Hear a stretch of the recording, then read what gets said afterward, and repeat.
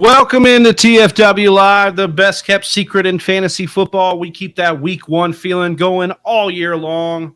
This is episode 329. We're going to be watching the Indianapolis Colts face off against the Denver Broncos in this fantasy football watch party. But first, I want to let you know support for TFW Live is brought to you by our patrons, our community over at patreon.com/the Fantasy Whispers. They have supported the show throughout the brand's existence. And so for helping us chase our dream and helping us out, we're going to continue our giveaways. We just gave away last month a Bengals rookie card. It is a Joe Burrow Bengals Panini Chronicles number 19 rookie card, ISA 10. And we're going to be announcing October's giveaway very soon. So head on over to patreon.com/the Fantasy Whispers and sign up today. As you may know, I'm Big Travie, and I'm joined here by one of my best friends in the entire world, Austin Sear. And we got to give a big welcome to Whisper Nation, everybody in the chat right now as well, which is no one right now, but soon will be a lot of people. And we got to give a shout out to our members over on YouTube who support the show through a monthly subscription. Gus Ramos, Pizza Belly, Don Caples, Bailey Ziegler, Kevin Davey, Nick, Brett Zabo, John Credit, Eric Lorenzen, Donnie Tubbs, Jersey J, and The Hanimal. You want to join that growing list of members? Click join next to the video now.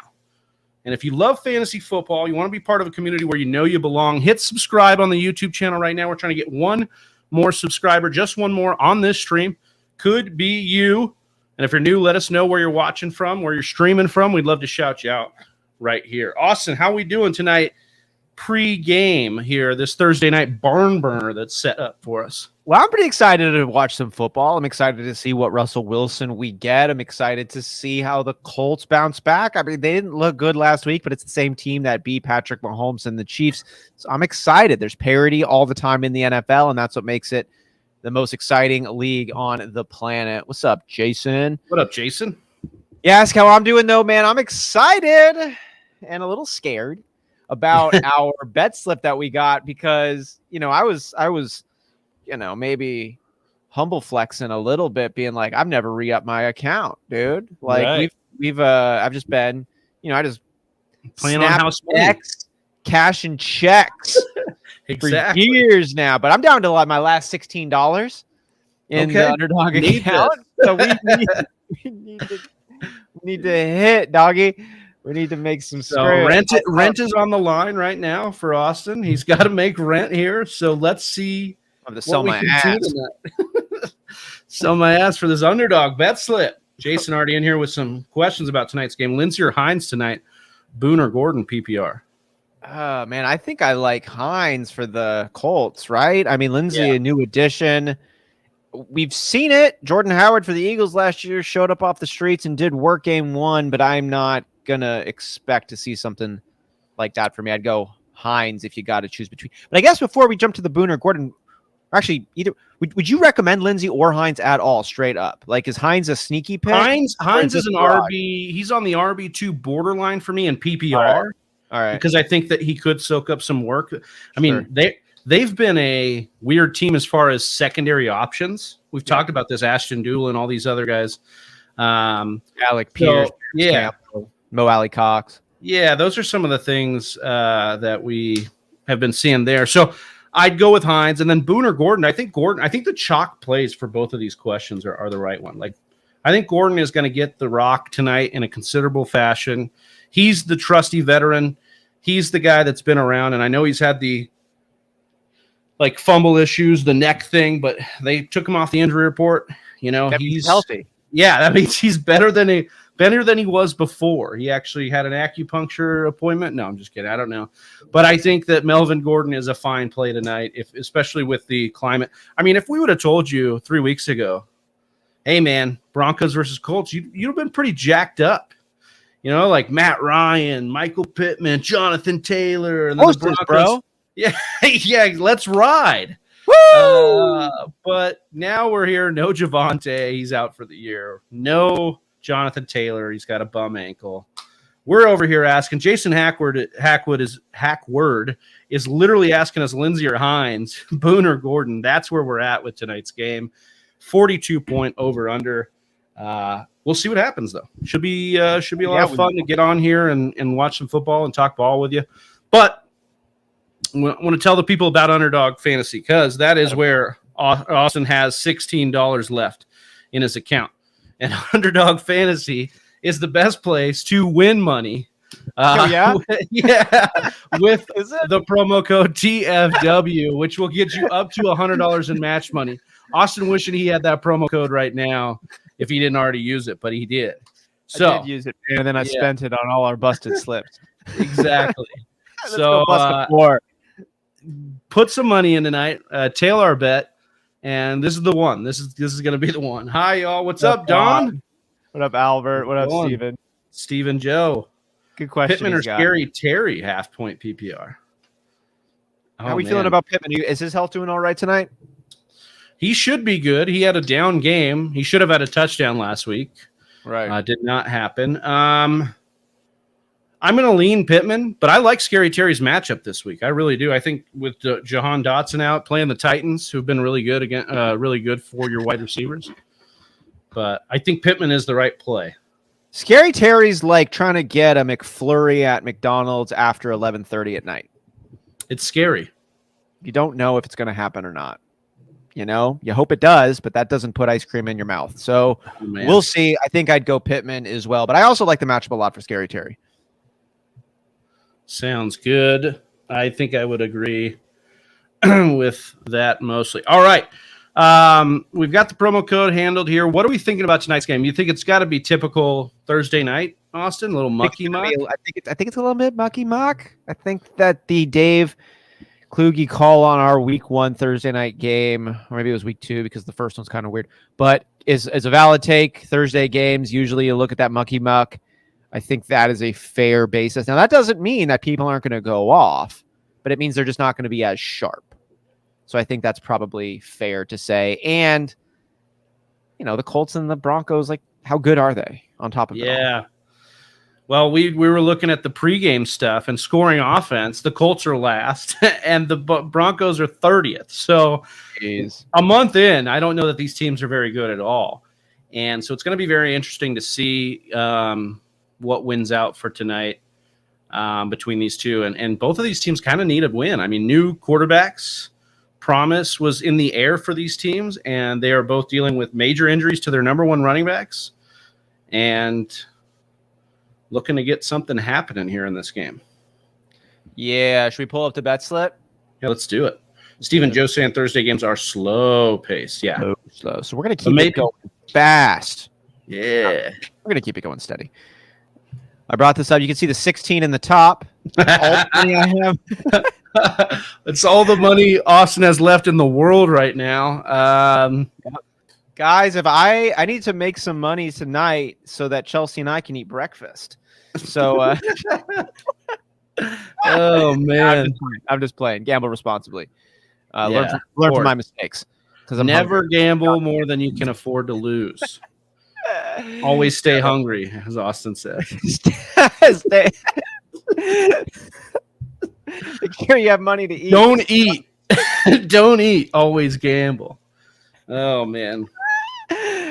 Oh man. All right. Well, no, that isn't my last $16, but it is the last $16 in my underdog account, Travi. So let's see if we can bolster that up, dude. Let's see if we can get this going. All right. So we've got Matt Ryan. Anything here that jumps out to you right away? Well, I would say the passing yards look low, but let me just take a look at old Matty Ice here. Mm-hmm. Especially, he's got 350 in the first game, 352, 195, 222, and 356. 356 last week? Yes. Last week? Last All week. right. That's a So little he's hit it twice, 2 out of 4 he's hit it, and each time he was well over it. What about the attempts? So he's got 33 and a half there. He's had 50, 30, 37, 37. That could be an interesting one. So 3 out of 4. And who's out for the Colts? Jonathan Taylor. So, and Naheem Hines is much better pass catcher than he is a pure rusher. So we could actually see them. They just got rid of all of the lines for Matt Awesome. Ryan. Yes. I love when they do that because you become better at this. No, I hate when they do that. I've never liked it. I'm going to keep refreshing this and we'll get them back. Austin's really refreshing to see if the 16 will change to more money. Yeah, let's keep that up. Let's check this out. Okay, we've got yards back. They bumped his yards back up. There's his face. Are they watching us? You watching us, underdog? Hayden Winks? Watching this? You over? You watching this? Let's see. All right, give Naheem us some Hines. shit, bro. Yeah, that's okay. We'll move on, and I'm confident we'll get something back. The underdog is restarting their computer. Hines. 70 and a half rushing and receiving. Seems a little high. I can hear that. We all know he could do it, but I'm saying that. That's kind of high, right? Yeah. I kind of like the 30. Yeah, 30 and a half receiving yards. What do they have? Phillip Lindsay at 40 or 38.5 rushing yards. That seems kind of a lot too. Yeah. I just feel like regardless of these two teams needing more out of their offenses, they're definitely going to be offenses that run tonight. Yeah. It's a 42 over under. This is going to be a fucking boring game. I would prediction. Yeah. Vegas thinks you think. All right. When did they pick Phillip Lindsay? That was a clean pop. He's been on their practice squad all year. He got demoted to the practice squad early in the offseason, but he's definitely a guy they brought up. But the thing about Hines that's interesting, we always do this every year where we think he's the handcuff, but he's really more that, he's the scat back. Right. But in the preseason this year, he was rested with the starters as if he was kind of, the handcuff. But we'll see. I think that's more to say they like his role. Jesse Torres coming in here says flex Gordon tonight or Thielen or Hunt in PPR. I guess I'm going Gordon. I'm only going Gordon because I think that he's going to get the bulk of the carries tonight, and I think he could get a touchdown. And not that Hunt hasn't been good, but he's been so-so, and Chubb's volume been increased from years past with Hunt. So I'm good on Gordon tonight. I think he's going to be featured a little bit. Any concern on Gordon neck and Gordon fumbles from last week? Well, the fumbles are definitely a concern. But without activating Latavius Murray, who I think that's why they signed Latavius, was to be the direct backup. I think they're going to have to run with Melvin tonight because Boone dropped a bunch of passes in that game against the Raiders at the end. Kind of cost him that drive a little bit. And then, Gordon, obviously, with the fumble 6, but at least is a little bit more trusted, I would think. Okay. I think Gordon is the logical call. I think honestly, man, I'm going Hunt on this. Yeah. I'm just going to take the pop that Hunt brings. I think Let's stay away from Thursday night. I'm going to stay away from the Thursday night. I'm going to stay away from dudes with neck injuries. I'm going to stay away from dudes that just stay away from dudes. Just staying away from these dudes. Nah, yeah, I think I go Hunt, but it's close. What up, Stranded? Welcome to the stream. If you guys got some favorite bets that you like over unders, let us know in the chat. We'll try to feature it in if we like it or not. Anything else popping out to you, Austin, as you've looked at this? Well, just at the top three here, we did get our Ryan back. We got him back, so I kind of like the passing attempt. I'm good with that too.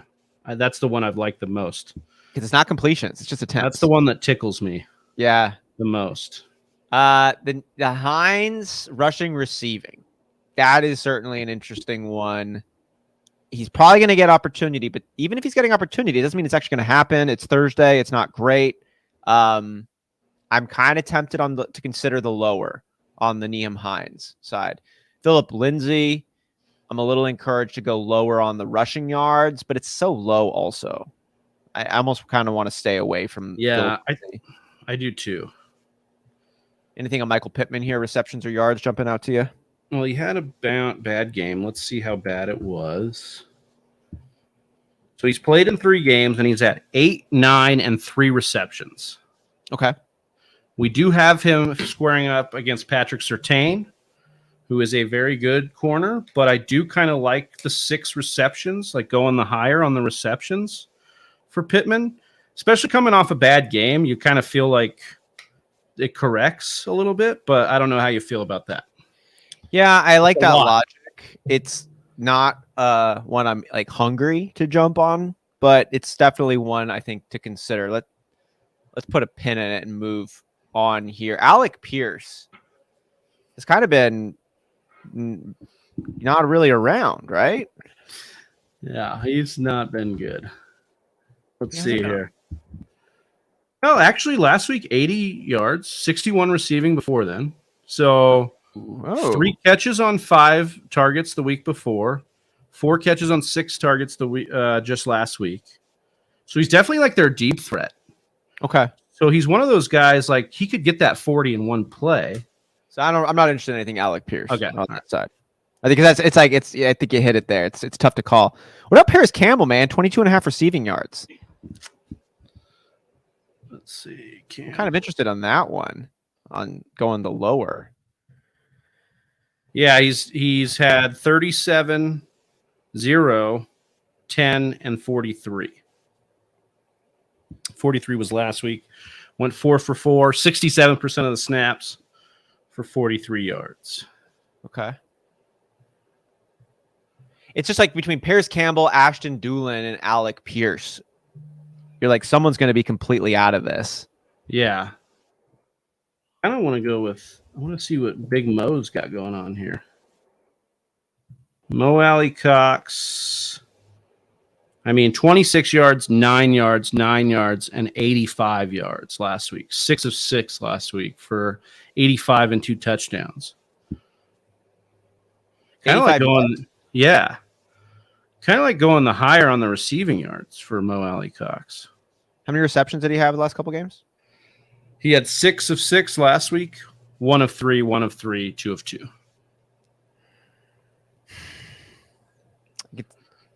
Most of the Colts stuff has given us the same reaction. There's a lot of flash in the pans. Yeah. A lot of flash in the pan. So that's that's a good thing I think to take in. There's like a lot of flash in the pan. That's why I think very little consistency. I'm not like a firm believer in the Mo Alley Cox one, but I do think he's like the splash play, like fun one for me. Like, and 22 yards. Yeah. That seems doable. It does. And it seems like he's on the uptick a little too. Yeah. Like you could kind of make the case for like an Njoku type mini Njoku breakout here for Mo Alley Cox. We'll pin this one in there. Okay. Ashton Doolin, or Jelani Woods, any consideration going under? For Jelani, maybe going under. Is it like 10.5? 10.5. So it's not a huge number, but he hasn't been. They've increased the snaps though every week. He went from 9%, 16%, 23 back-to-back weeks, 23%, 13 receiving yards in week 3, 33 receiving yards in week 4. Okay, so probably just moving on. We're jumping into the Broncos players now. Yeah, I think it might get a little more exciting for us here. Russell Wilson, Mr. Unlimited. The Danger Witch. Danger Witch himself. He's got 232.5 passing yards, 32.5 passing attempts. I mean, they're another team that's missing their starting running back. What do we think about the over on the passing attempts for both these fuckers? Yeah, let me take a look at Wilson's. I'd like Wilson to throw a little bit more tonight, but... Me too. He's been putting himself on social media. 42 attempts, 31 attempts, 33 attempts. Last week was 25. Mm-hmm.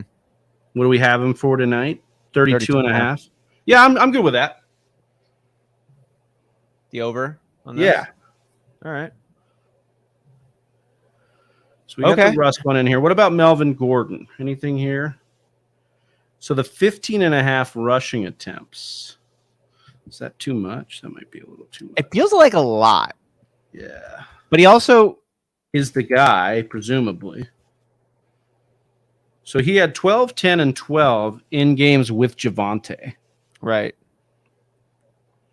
How much more work do we think he really gets without Javonte there? How much work Javonte had 15 and 15 before getting injured. So in the 2 weeks leading to. I don't know. I don't have a strong read on the Melvin Gordon outlook because of the neck, because of the poor performance last week. But then on the other side, the Javonte Williams injury, there's two contradictory forces working on Melvin Gordon, and I don't have a strong take on which one of those forces is going to win out. His suckage and neck issue or the presumed added opportunity. Our guy Classic Mike in the chat. What's up, Mike? What He's up? saying the 2 receptions over for Gordon. So 3 catches for Gordon. Oh, that's interesting. That's a decent one. I kind of like that. I could be in on that. Especially if we like the attempts for Russ. Got to go somewhere. Yeah. I kind of like that. And how he was doing okay on the receptions even without Javonte, right? And Melvin Gordon is traditionally so week 1, 2 receptions, week 2, 1, but then week 3, 5 of 6. Didn't get much last week. I mean, he kind of got benched last week. Right. But let's pin it. Mike Boone. Who? Mike Boone. 2 receptions for Mike Boone. I mean, if he could catch, that'd be an interesting one. That'd be nice. Cortland Sutton, 67.5 receiving yards. I kind of like the over on that. I could be in on that. Let me see. 72, 122, 97, and 52. I'm good on that over. I think that's right. Yeah. Let's do it. Do we like anything on the Jerry Jeudy side? 4 receptions, 54 receiving yards, 54 and a half. Oh, also. Let's see. Jeudy had 53 last week, 17 and 11, and then 102 in week 1 on that one broken play. He got quite a bit too. I think that one's probably chill on this. Yeah. Do we and then do we want to lock this one in? Do a few? Yeah, that's fine. All right. With that one. Feel good. This two quarterbacks, both on the over on the attempts. So we think for 34 passing attempts for Matt Ryan, 33 or more for Russell Wilson, and then on Mo Alley Cock, Cortland Sutton on the receiving yards over. All right. Yeah, I like that. Let's get ourselves in at $5. Last 16 bucks. No, I'm not gonna do 16 on this one, man. Not yet. We could. We could do gangbusters on this. 160. No. 5. We'll do 5 on this. Confirmed. It's in. No, it's not yet in. It's still not yet in. There. It's in. Oh my God, it's in. Yeah. Oh my God. Do we like any of those for like a super tiered one, or we just want to try and make another slip based on some of the other ones we were interested in? I'm down with doing a couple more. Okay. Any other strong narratives that you feel like would be a good like counter? Well, I kind of like taking the ones we were close on. Okay, I'm down with that. Like, so we were like kind of debating Michael Pittman receptions, kind of debating Melvin Gordon receptions. Okay, I like that. We'll start at the bottom. I'll start on this side. So we like we like 3 receptions or more. Yeah. Okay. Yeah. Anything on the Mike Boone side? It's just tough to say. Oh, but we got to get Classic Mike's question here because he's got to make a call here before the game starts. Oh, biggest Lawrence question Russell is, Wilson. well, this one's for you, Austin. You had both before you traded Russ. Who would you go with if you had these two? I'm leaning Russ tonight, but I think I could be. So if they were both on Sunday, I'm definitely going Russ. Thursday does make me a little nervous. He did have a shoulder injury. He's got Sutton. Okay. Mike says he's got Sutton, so I don't care about double dips. I think that's more for pleasure than it is performance.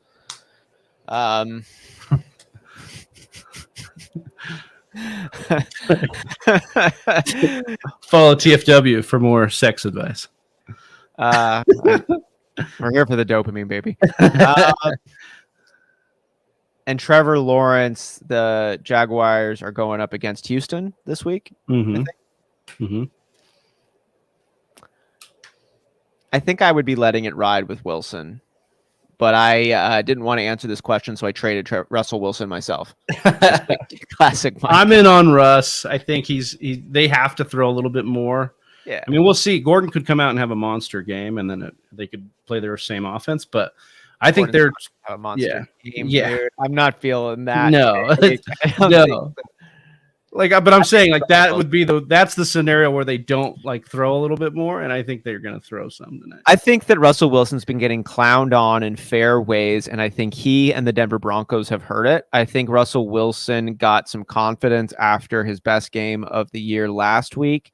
His weapons are more healthy now. I don't think his shoulder is that big a deal. I think it's more of a misnomer. Think that Russ cares about getting clowned on, dude? Yes. That guy, you think he does? Okay. Absolutely. I think he keeps making cringeworthy videos. So I think he's one of the most self-conscious people in the NFL. Oh, all right. I think you look at how much I think he cares a lot about appearances. Fair enough. I just don't think he's good at I just don't think he's a cool guy. I think he's someone who tries really, really hard, but he's just not cool. No matter how hard he tries.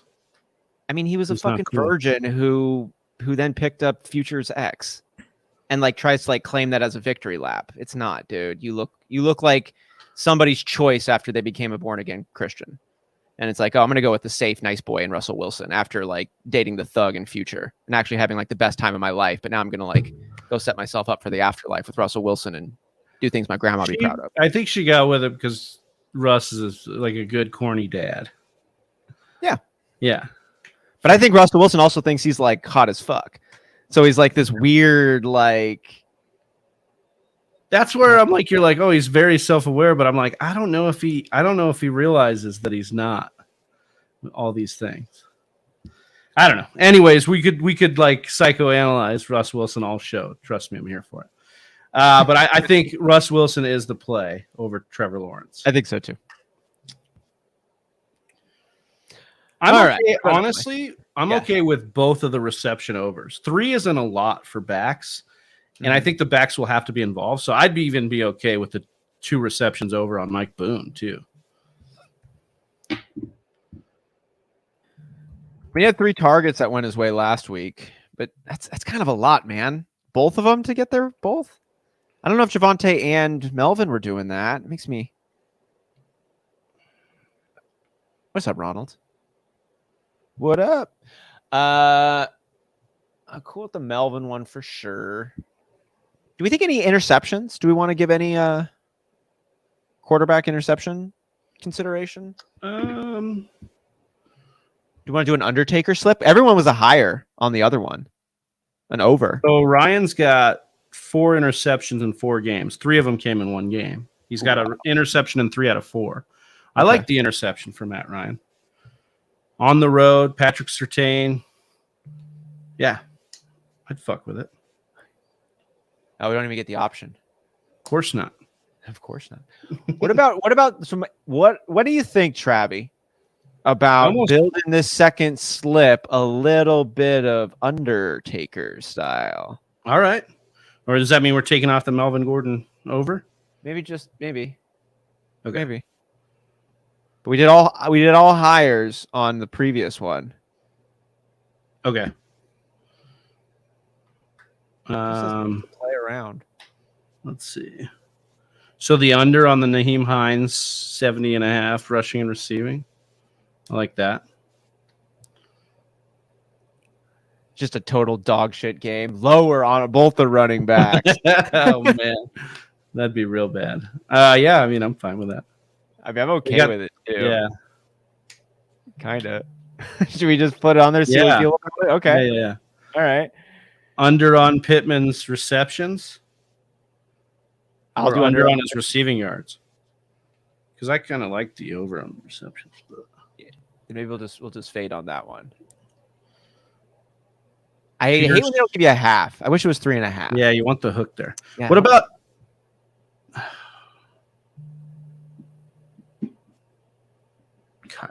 Kylan Granson? Okay, what about the Doolin or Paris Campbell unders? I'm down for either, bro. Pound the under. I think I could do under on the Paris Campbell because there's a world where he's just not involved. He has had an uptick though, so maybe the Ashland Doolin. Like he came in, yeah. Let's go that to start, and then he's like been around less and less. Yeah, lower on the Ashton Doolin. All right. Okay. I like that it's lower on like all the Colts because that's the stuff we didn't like. Right. Russell Wilson, what do you think of total yards? 249.5. Lower? Yeah. Seems a little risky. Yeah. Yeah, okay, we'll move on. Melvin Gordon. Lower on the rushing attempts? I like lower on the rushing and receiving yards because I don't think he's going to have a lot of efficiency. Okay, I'm good with that. That's what I'm kind of feeling. I think he's got a neck. I think he's got a Melvin Gordon also says you dusty. A little dusty. I think he might be a little dusty. Prove me wrong, Melvin. Bustar slip. Take Austin's last $16, dude. Let's go. I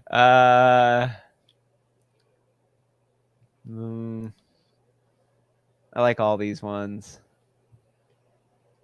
I kind of like these. What about this Eric Saubert guy? Has he been involved enough? I think so because they're basically like phasing out Alberto. Just look at the snap share. Dude, 1.5 receptions for KJ Hamler. I could see him catching one pass. Do we think he catches 2 passes, though? Does he get more work because the backs are hurt? That's the question. He only had 1 reception this entire year. That was last week for 55 yards. So you're going on the under consideration. Yeah, fucking A. All right. That's 5, bro. Let's do it. Let's pound this. $500. Give it.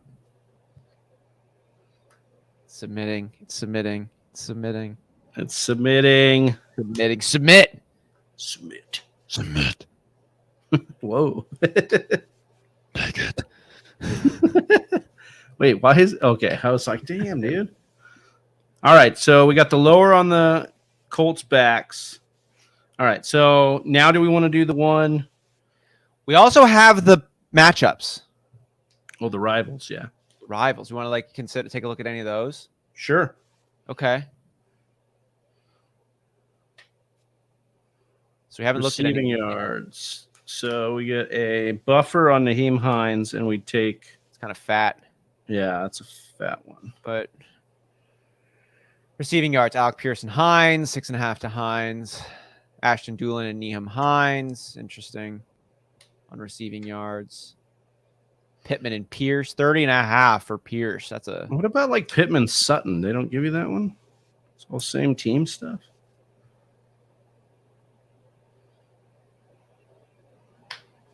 Let's see, dude. So far, it's all so many Colts stuff. It's gross. Putting a lot of time. Oh, fuck, bro.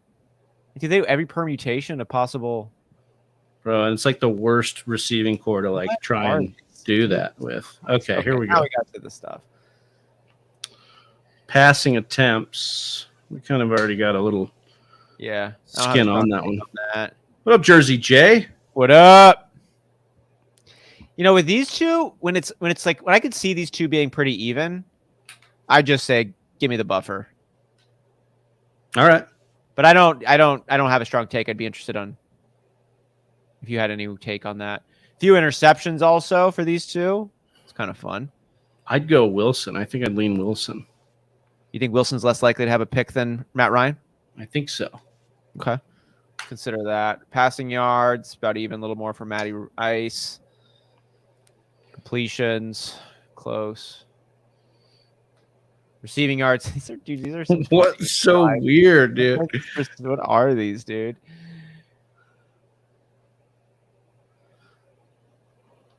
Michael Pittman and Melvin Gordon rushing and receiving yards. Now, this one is the first one I'm like, okay. Because what if Hines gets the groundwork and then a 20? That's a pretty meaty bump. He'd have to get the groundwork, though, I think. If they end up running like Lindsey with the groundwork, we're kind of fucked on that one. But 21's a good buffer.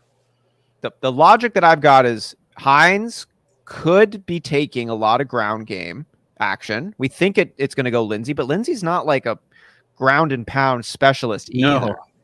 So it's like Hines to me has a good shot at getting that groundwork, and then Melvin Gordon we're expecting to get the groundwork, but Mike Boone could come in there and do some funky stuff too. So we got about I like that one. We could do that one. We got about 6 minutes left, so we got to get. All right, we're fine. We're fine, brother. Receiving yards, Pierce and Gordon. These are such weird ones, man. Whoa, 51.5 extra receiving yards for Melvin Gordon over Michael Pittman. I like that. On the Gordon side? Yeah, we get the. Yeah. Oh, we already have the other one. Do we like that more? I kind of do. That's a huge buffer. Yeah, I agree. You know what I mean? Like, what if Gordon gets 30 receiving yards? Just normal. Yeah. And then Pittman, has, that seems 80 yards, yeah. Right. Okay. Melvin Gordon, Molly Cox, whatever. Wish this was rushing yards. That'd be fun. Rushing and receiving. Yeah. Pizza Belly says Najee Harris or Gordon full point PPR. I'd go with Najee. Me too. Yeah. I'd try to stay away from Thursday if I could. Rushing attempts 5.5 plus for Hines over Gordon. Is that enough to tickle you? We can't do it anyways. We already got a Gordon bet. Yeah, no. Receiving touchdowns, Pitts or Cortland Sutton? I like Sutton. I do too. Tutties are kind of weird. They're volatile. They're weird, right? Like if neither one gets, we lose. Yeah. Oh yeah, that sucks. Cortland Sutton, Michael Pittman, receptions. Any take on that? I like Sutton over Pittman tonight. I do too. With the half also? Yeah, you get the buffer too. Oh my god, fucking got the same one. God damn. Johnson here, Sutton or Marquise Brown. Ooh, this is a good call to have. Yeah, I'd like. Marquise has been doing nice. Almost 30 targets last 2 weeks. Sutton, though, is in a really good spot. I'm gonna lean Sutton, but it's close. I'm gonna lean Sutton too. 55-45. Ooh, I kind of like this one for Judy. I have a little bit more faith in Judy than Alec Pierce. I do too. Nice. Receptions here. I don't like that one. I don't care. Whoa. Receiving yards plus 50.5. Granson, that's a weird one. It's a tight end. I mean, I feel like Portland could get that. I do too, but I really don't like that one. Now this one's a little interesting. Cortland and Paris with 43.5 for Paris. That's a huge buffer. Say again, which one? Paris Campbell, Cortland Sutton, with 43.5 for Paris Campbell. One. It's interesting. Like obviously, Paris Campbell might get 0, and Cortland Sutton has 120 yards. Right. Naheem Hines. We already have.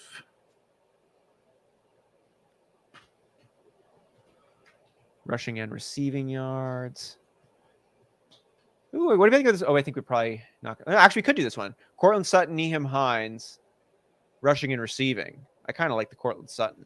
I do too. You get the buffer too. Yeah, I'm good with that. We already have the under on the. We'd be really in on the under for. Okay, I think we're gonna have to pick a Colts player at some point here. Oh, please no. I think we got about like 3 minutes. We're doing good, brother. Receiving yards, you got 38.5 with Ashton Doolin. We got a Judy one. No, you're right. We can't do anything with Judy. Can't get the fuck out of here. It's all Judy. It's all Judy. Today. We could just go up and pick a. It looks like that's the end of our stack here. So, yeah. Do we want to go with any? We could add that Melvin Gordon receptions, or since we already have a Melvin Gordon one, we got to pick a Colts player. Okay. Nyheim Hines and oh no, we can't do that one. We could also just go to the higher lower and pick just throw one in here.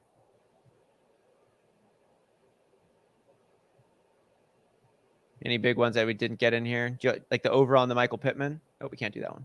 We already have a Pittman one in. We have a Pierce one. Mo Alley on the over. We got that one in there. Okay.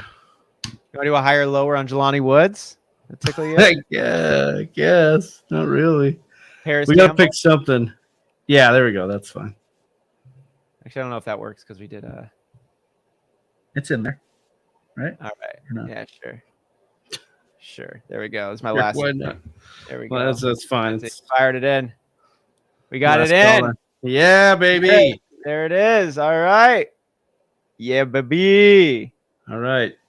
Eric in here. Start Deontay, Lockett, Devonta Smith, James Robinson, Melvin Gordon at flex PPR. Well, you don't have to start Gordon. Yeah, take him out. I think, you could take him out of that. As far as the other guys, James Robinson or Devonta Smith, maybe. Lockett's not bad either. Lockett, yeah. I think I go James. I like the matchup against Houston. James. Yeah, I'm going James. And then I think I call me crazy, brother, but I think I'm going Lockett next. Okay. I'm taking some Sig Bloom advice here. Take your previous emotional investments and be honest with them. I was so down on Tyler Lockett. I have not believed in this man's talent for his whole life, and I am wrong for that. And Tyler Lockett and DK Metcalf are eating up all of the market share. Tyler Lockett has pop games still with Geno Smith. And Deontay Johnson, man. I think Tyler Lockett and Deontay Johnson are honestly pretty similar, but I like what Evan Silva was saying about the Steelers, and George Pickens could be their number one today. Yeah, it's true. That's true. I like it. I like that. I like the James Robinson take and Lockett next. Devonta Smith would be number 3 for me. I just I like the Eagles right now. I like it. Like the new Deshaun Jackson. He's like the most flexy flex player you could ever get, where it's like he's got a low floor, but he could really have a day any week, any matchup. It's he's like one of those guys, right? It's like the matchup could be horrible and he'll just fly, and then it could be like, oh my god, this is a cake matchup for Devonta Smith, and he's gonna have like 0 catches. Yeah. Man, that was a fun spot. Would you trade Zeke as we have kickoff? Kickoff getting going?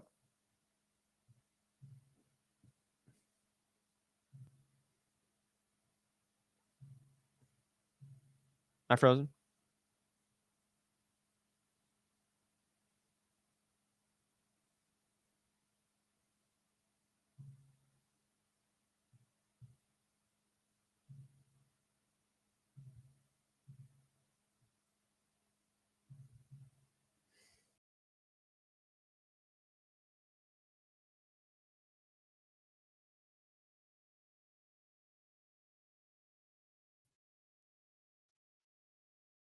Am I live? Is Travis gone?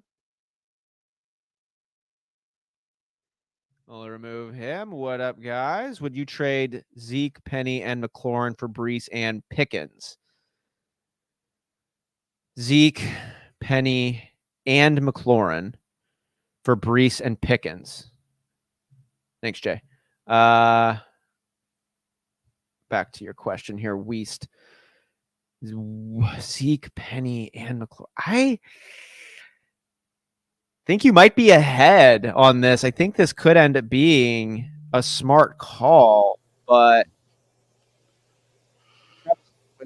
this is a really interesting question. Zeke, Penny, and McLaurin for Brees and Pickens. You're basically saying, I think the Penny one tips it for me. I don't mind doing it straight up Zeke and McLaurin for Brees and Pickens. I don't mind the, come down a little bit McLaurin for the upside and Pickens, but yeah, Penny flips it for me. Yeah, I think if you look at what Penny did last year plus what he's doing this year, I think it's kind of like a Dave Montgomery situation. If we looked at Dave Montgomery coming into last year, had a great finish the year before, and then was like a consistent RB2 with RB1 upside. I think that's what you're looking at. So I think I'd stick with Penny. Yeah. This. Agreed. Man, I don't know what. Oh, no. Nyheim Hines. No. Hurt. Something's going on. What's going on here? Did he pop his shoulder out? Is that what they're saying?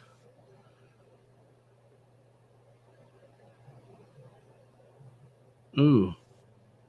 Icky. Oh, no. What happened? That's a concussion. That's what they're going to do there.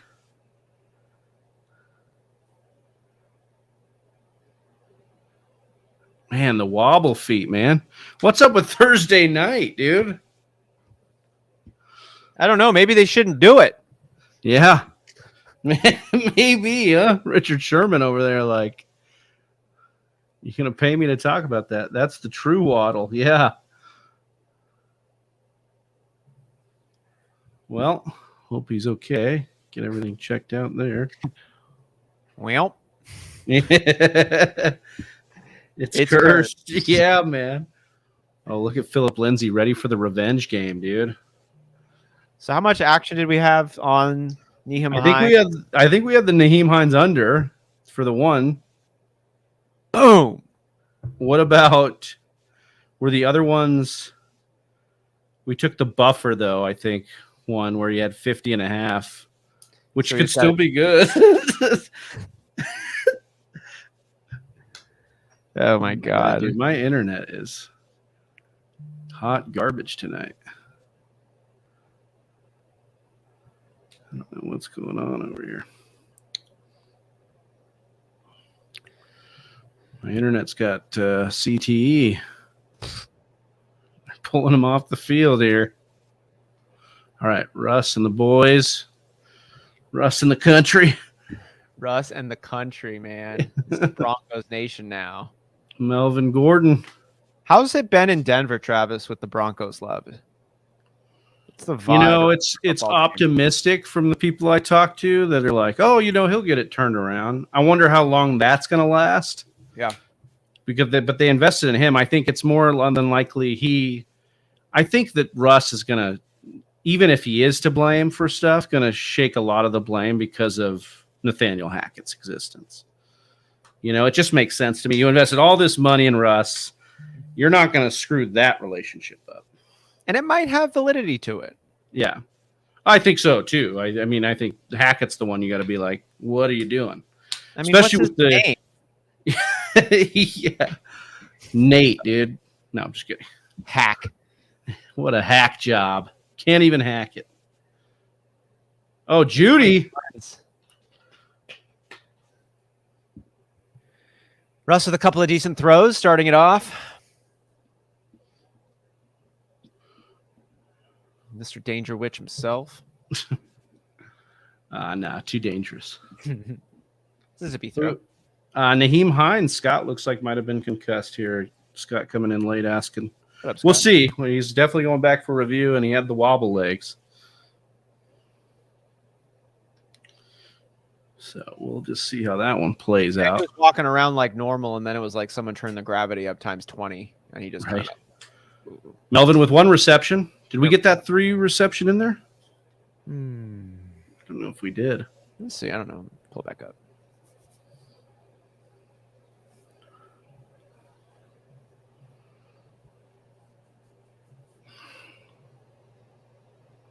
I thought it might have been Hines' shoulder the way he fell and they were grabbing him. Man, right? Like maybe a stinger, but then once he got up and they showed that replay, I was like, oh, shit. We did select Cortland Sutton on the rushing and receiving yards over Hines. And Cortland Sutton's got 5.5. Okay. So we're good there. Because, yeah, unless he goes negative somehow. That would be the only way. Okay. Yeah. No, nothing on the receptions. We did go lower than Melvin Gordon, 80.5 rushing receiver. Okay. He's been involved here. He has been involved. Looked all right. He's got 16 now to start. So we'll see how that keeps going. And I know we definitely have that Nyheim Hines under on one of them. On one of the 3 slips. Oh, Russ with some rushing here. Oh. Some wheels. Yeah, looking like a football player. Hey, looks like a football player. We do have we have lower on Phillip Lindsay rushing yards. 38.5 there. Yeah, well, this is going to be interesting. We'll see what the Colts do here. Yeah, it will be. Because now they're going to have to go to is it Deion Jackson and Phillip Lindsay are the 2 backups at this point. Oh, man. My 0-4. No, wait. Yeah. Never mind. I was going to say the 0-4 couples league, I had Hines in, but we didn't have Hines in. We have somebody else in, which is nice. This is good. Oh, Sutton reaching for nothing.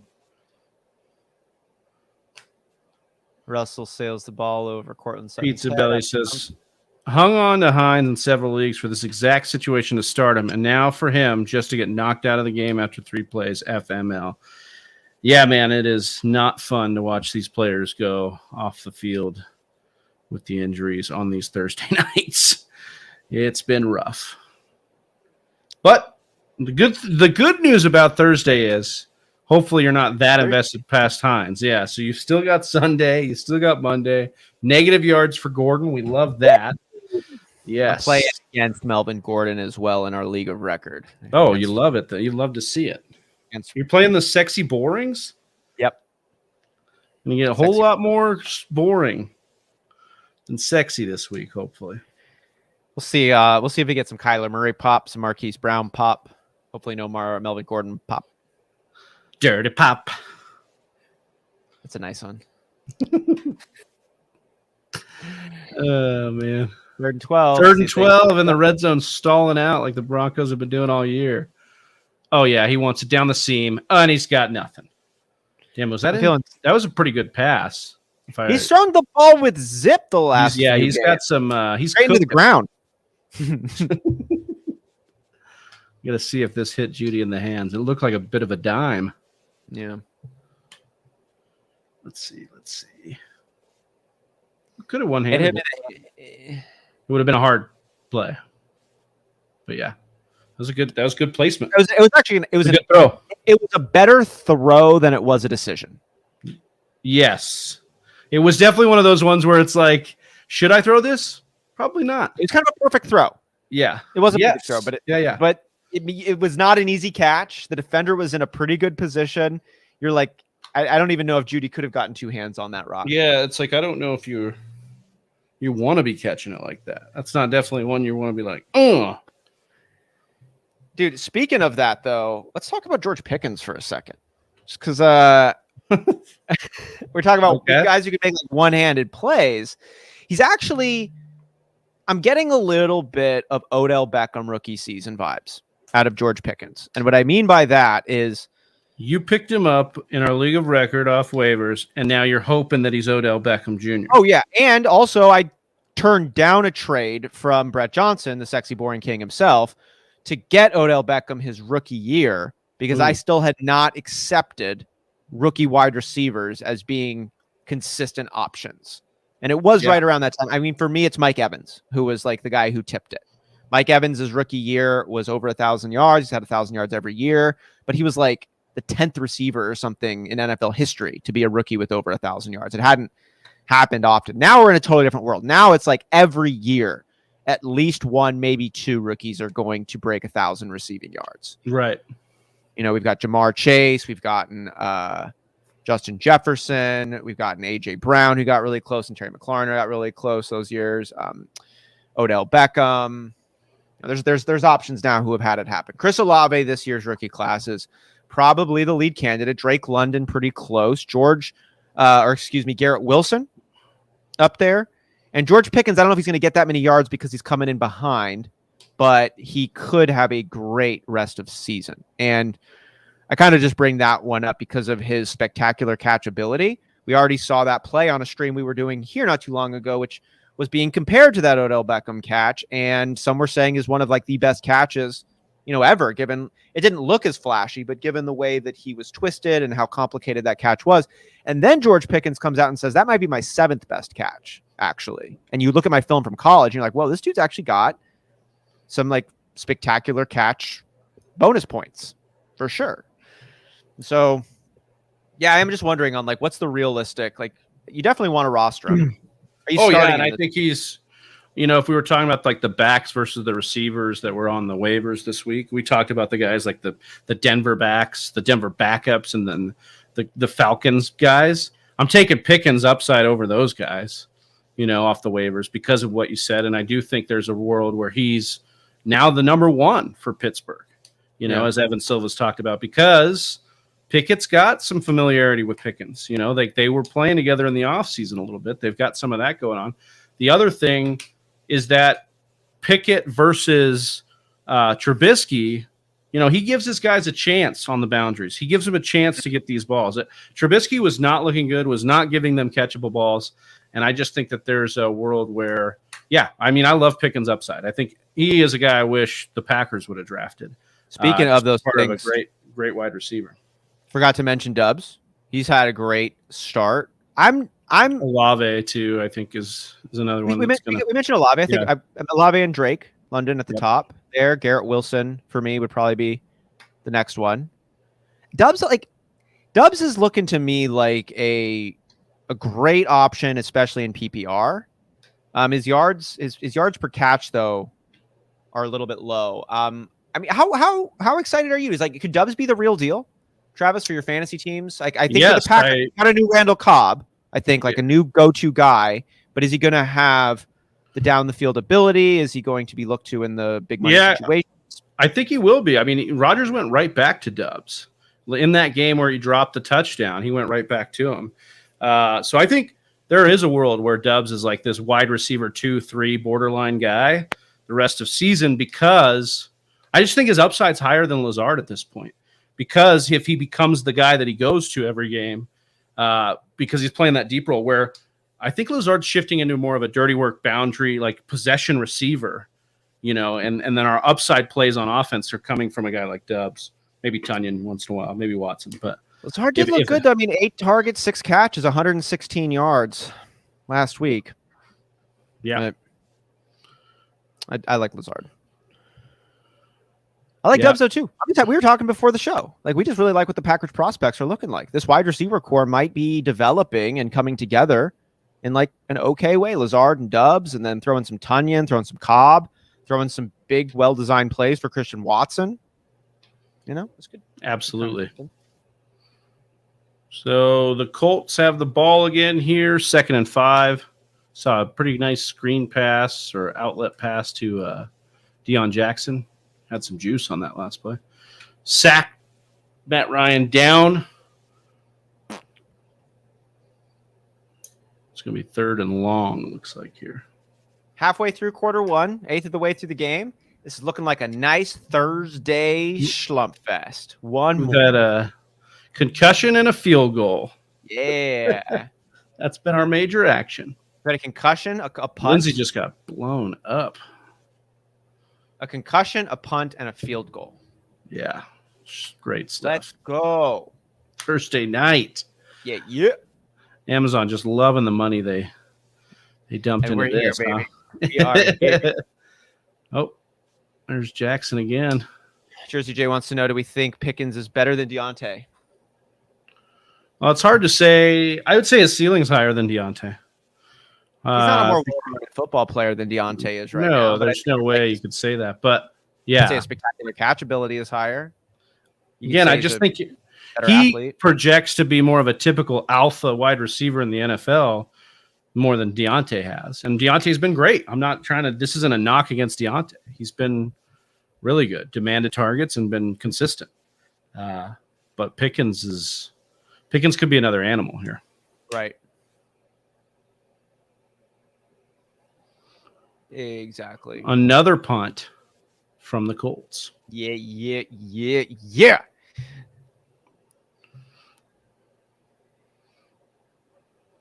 That's pretty. Get some rocks sticking kind of out of the ground. Little red rocks. Yeah. How's the football vibe in Denver, Ben, man? Is this a football town? Is Denver Yeah, they love their Broncos for sure. And their Avalanche who won. Shout out to the Avalanche, won the Stanley Cup. Rockies are really bad. Kind of like a farm system. But yeah.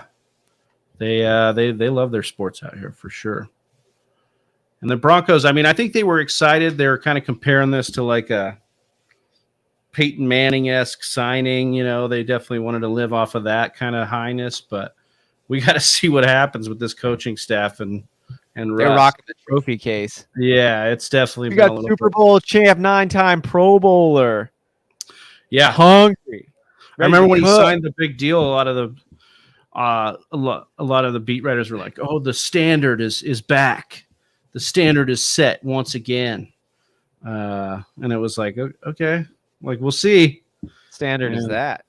Yeah, I mean, standard for corny commercials, corny sayings, corny. It's fun. Yeah, Jersey J. He moved there last year. That's right, Calvin. How's everybody doing in Scott Fishbowl? I am defeated. I have not won a game yet. Oh, God, really? Yeah. I mean, I keep going up against buzzsaws. Like week 1, I went up against Mahomes and CEH. They had that double dip, so 7 touchdowns. Let's see. Last week, I went up against – I mean, it doesn't matter. My second quarterback has been either like Mitch Trubisky, Joe Flacco, or this week it'll be Teddy Bridgewater. So, like, that's been the big story of my team. Your best friend lives in Longmont? I have a really good friend that lives in Longmont, too. A lot of the best breweries are in Longmont, Jay. Oscar Blues, Avery, some good stuff. Great beer out here, that's for sure. Hey, man, shout out. Not doing good in the Scotty Fish Bowl, but shout out to your first place listener league team. Oh, yeah. 16 squads. Yeah. So you got the laughing face next to your points scored. I think you're most in points scored. I've got the little poopy one next to my points against. I've got the most points scored against me. Points against, yeah. You got the most points scored. So that's fun. Yeah, listener league's doing good. I have 3 out of 8 teams I'm undefeated in, so that feels good. Listener league, I'm doing good in. League of record, not doing great in. 1-3, so not good there. But yeah, it's been an up and down season. Melvin Gordon with 0. That'll work. Yeah, let's do that. Sexy Borings. Brett Johnson. Say what's up, man. Maybe if Melvin Gordon scores a touchdown, I know you'll be here. But I want to know if you're here watching without that. Let's see. Oh, Nathaniel Hackett. Is their breast cancer thing intercept cancer? So what does that mean? Does that mean like you take it from somebody else? Hey, instead of like funding research and like curing cancer, we just want you to take it from somebody else. Pick 6 for cancer. What? Also, if you're a defensive player, how are you feeling about that? You're like, bro, I wish the NFL would have gone like, if I like them using familiar language and like similar like narratives to try to like go along with, you know, a cancer journey. Interceptions, like take the interception from your team, you know, like take the cancer out of their body or whatever. Yeah, weird right. stuff. Cut it out. I wish they went hard with it though. I wish it was like, give cancer a concussion like Mike McDaniel was your head coach or something like that. Jesus. Concuss cancer.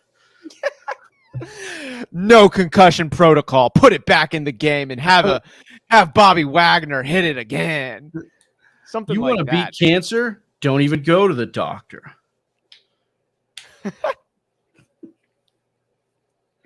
Treat cancer the way we treat someone with wobbly legs. Put him back in for more punishment. No, I'm just playing. Scott says he's from Kentucky. Bourbon is for real men. What about fake men?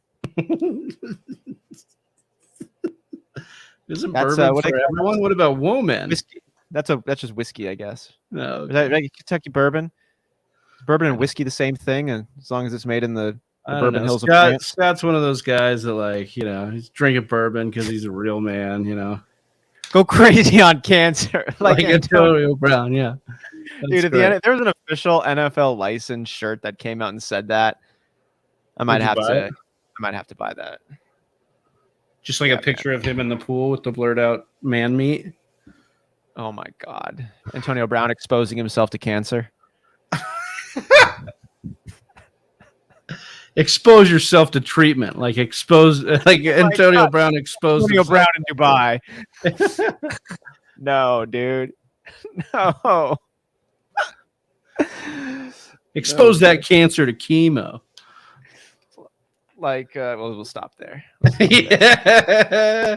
Oh man, that's fucking wild. Yeah, dude. There's a lot of directions now. I kind of want to have a little writing session and think of some other ideas we could pitch the NFL retail department better than intercept cancer. Yeah.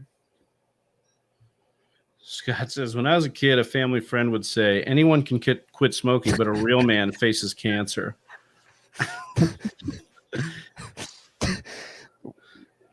What? Oh, man, dude. The real man stuff always gets me. Real man. Yeah. Real man drink bourbon out of a shoe. Just not a crock. Real men slur their words after 7:45 every night. Real men can't face reality, so they have to drink it away. From a shoe. Real men can't take the pains of life and just need to dull it just a little bit. And a little bit more. And a little bit more. A little bit more until your children have to have a meeting with you. They read off of their college rule paper. This is how your life affects me. Oh, man. Oh, man. All right. Colts get the ball back. Who's Jackson? Deion Jackson. This is the guy that Pavin picked up in the league of record and has been calling the hammer. Nice. Yeah. Oh, Pip, and he dropped it. We got it's good for our unders or something. Yes, what was the one? What was the one over we had on Pittman? What do we need that fucker to do? Receiving yards, maybe? I don't know. I think we had Pittman over. We had something with Pittman and Hines, didn't we? I don't know. Oh, this is good. We got Pittman versus Melvin Gordon on receiving yards. Melvin Gordon gets 51.5. Oh, perfect. Okay. So far, Melvin Gordon's got 14. Michael Pittman has 0. So we're looking good there. Looking good, brother. We're looking good. This would be great, man. If we clean up on our bet slips. Oh my God, dude. This would be like a shitty really Thursday night, but it pays off on all these nasty. Yeah, I went down to my last dollar. Yeah. On underdog. Need this?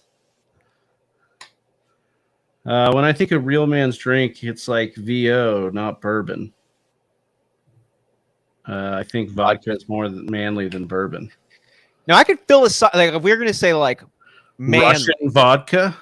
Well, if we're going manly, like we got to define what that means. And I think if we're going in the stereotypical route, we're going like as gritty and like as like unpleasant, like as you can, and like. What God! Oh my God! Speaking of unpleasant. Yeah. And speaking of Scott Corbin, watching from Facebook, thanks for watching, Scott. He says, This is garbage football. I can't stomach this game past 5 minutes left in the first quarter. Just put these two teams to rest. Nobody should be subjected to this. Oh, man. He wants to take these teams out to pasture, Austin. See, this thing, though, like, I'm kind of into what Ronald's saying here, if we're going with, like, these stereotypical definitions of, like, manly, because bourbon's got a ton of flavor in it. Oh, you like your flavor, Scott? You want me to give you a little squirt? You can take that to the restaurant. Little umbrella. Go put it in your Dixie cup, squirt, make it taste the way you like it. Vodka's tasteless. There's nothing extra. Well, it's honestly, it's just booze. I would say, yeah, it's efficient. I went colorless in a freezer and wore like a authentic Russian coat and hat and ate a pickle and drank vodka. That felt kind of manly. I mean, that was just like a Vegas watered down version of what they actually do. You said you're just wearing like a fluffy hat, eating pickles and drinking vodka. That's hard as fuck, dude. Yeah, right. So I think, I think whiskey and bourbon are also pretty manly. I like tequila straight. I don't know if that's manly or not. I like tequila. You like your mezcal too. I remember I was hanging with you that one time. Where were we at? I think it was a live draft for our League of Record. I don't know where we were. It doesn't matter. Yeah.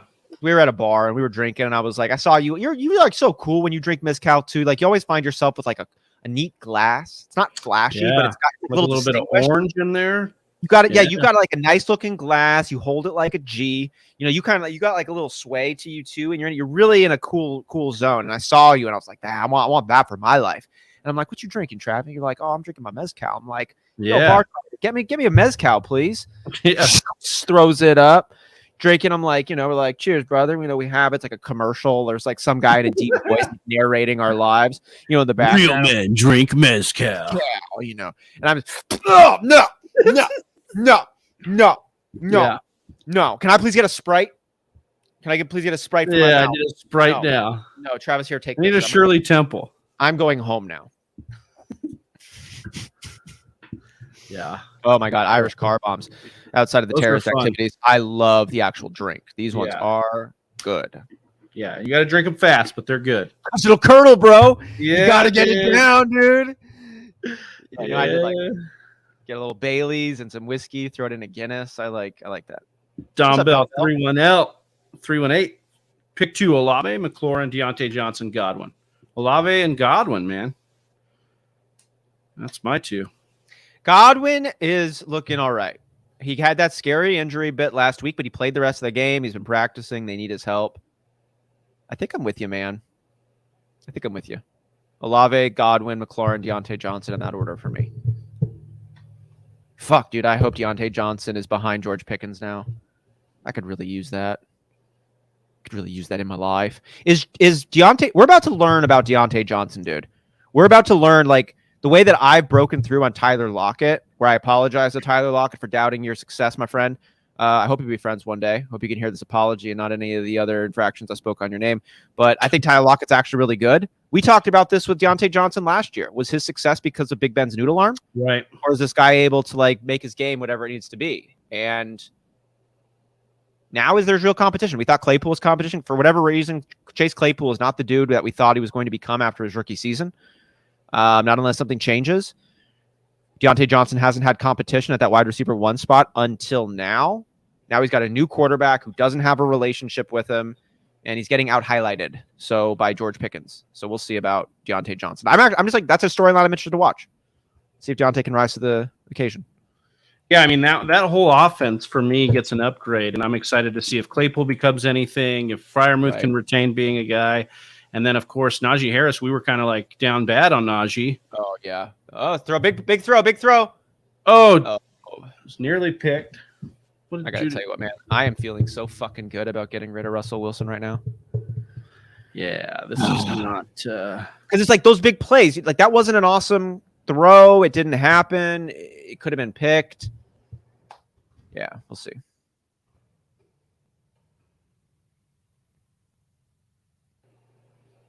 I did like seeing Russell Wilson run the ball, though. He did that last week, too. had a rushing touchdown. I think I'm with you on the picking stuff, and I'm with you on like the case study on the Steelers. Like, what are we going to see out of them with Pickett? And I also think it's cool to get Pickett with a full week. Like, it's your role now, dude. Yeah. You know, and I don't know what Mike Tomlin was preaching inside that locker room, but Mike Tomlin is so real, man.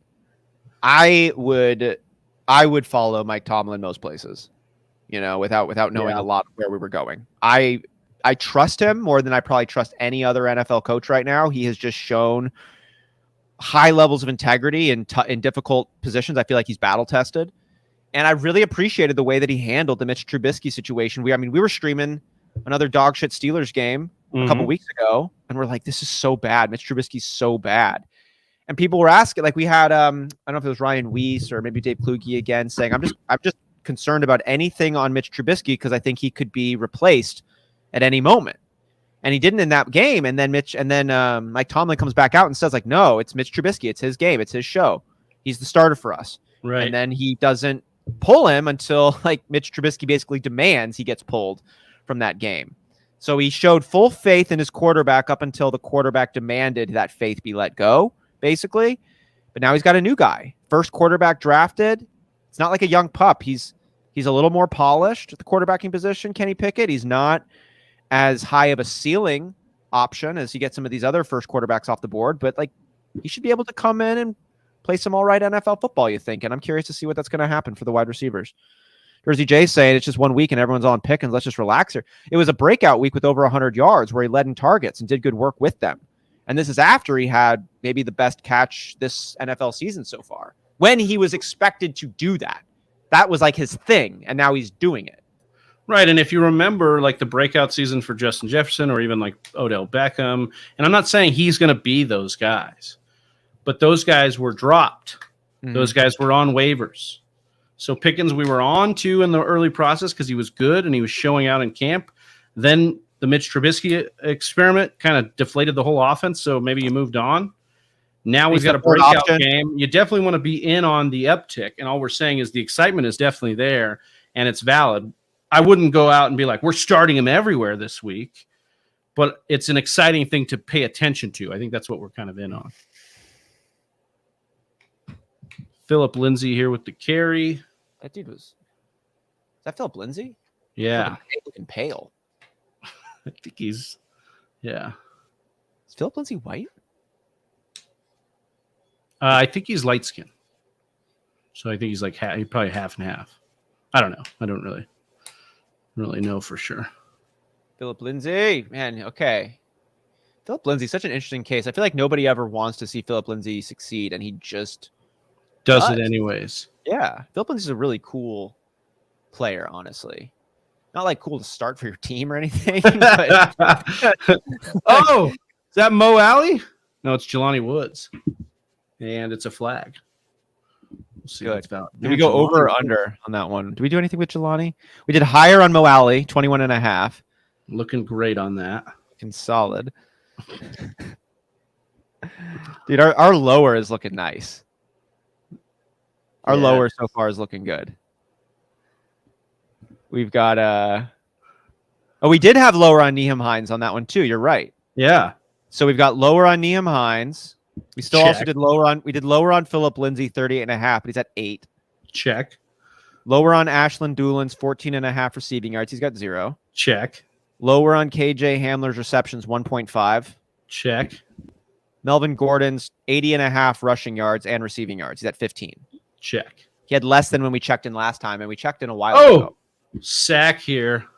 It's on 3rd and 12, and now the Colts will, you guessed it, punt again. Oh, man.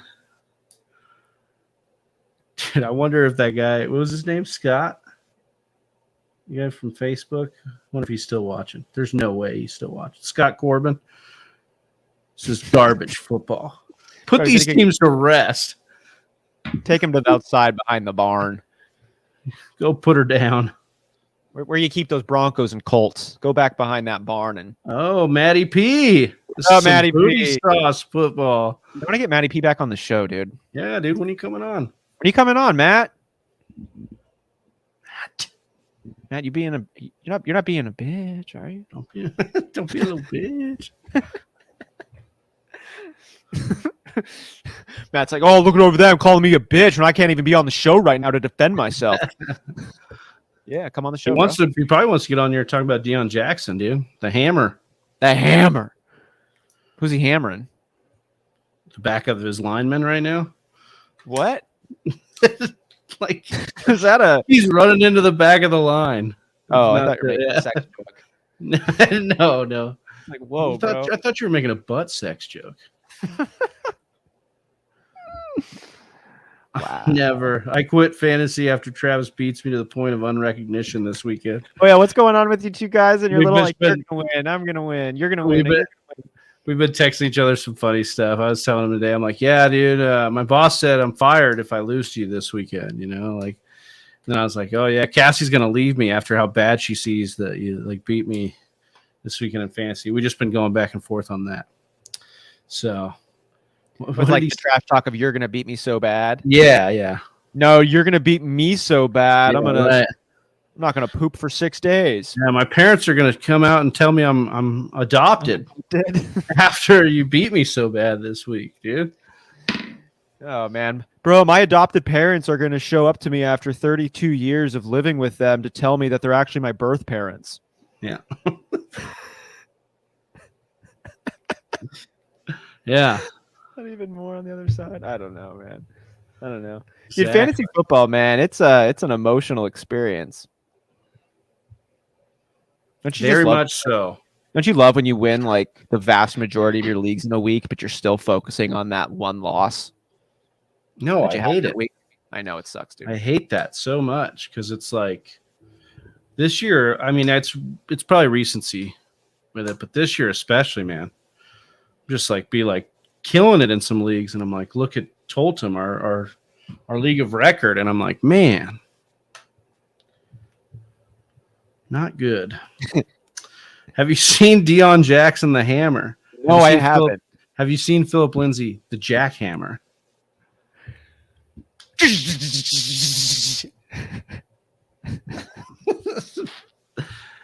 tell you, the hammer is the under on this game. That's what we should have hammered. We did, dude.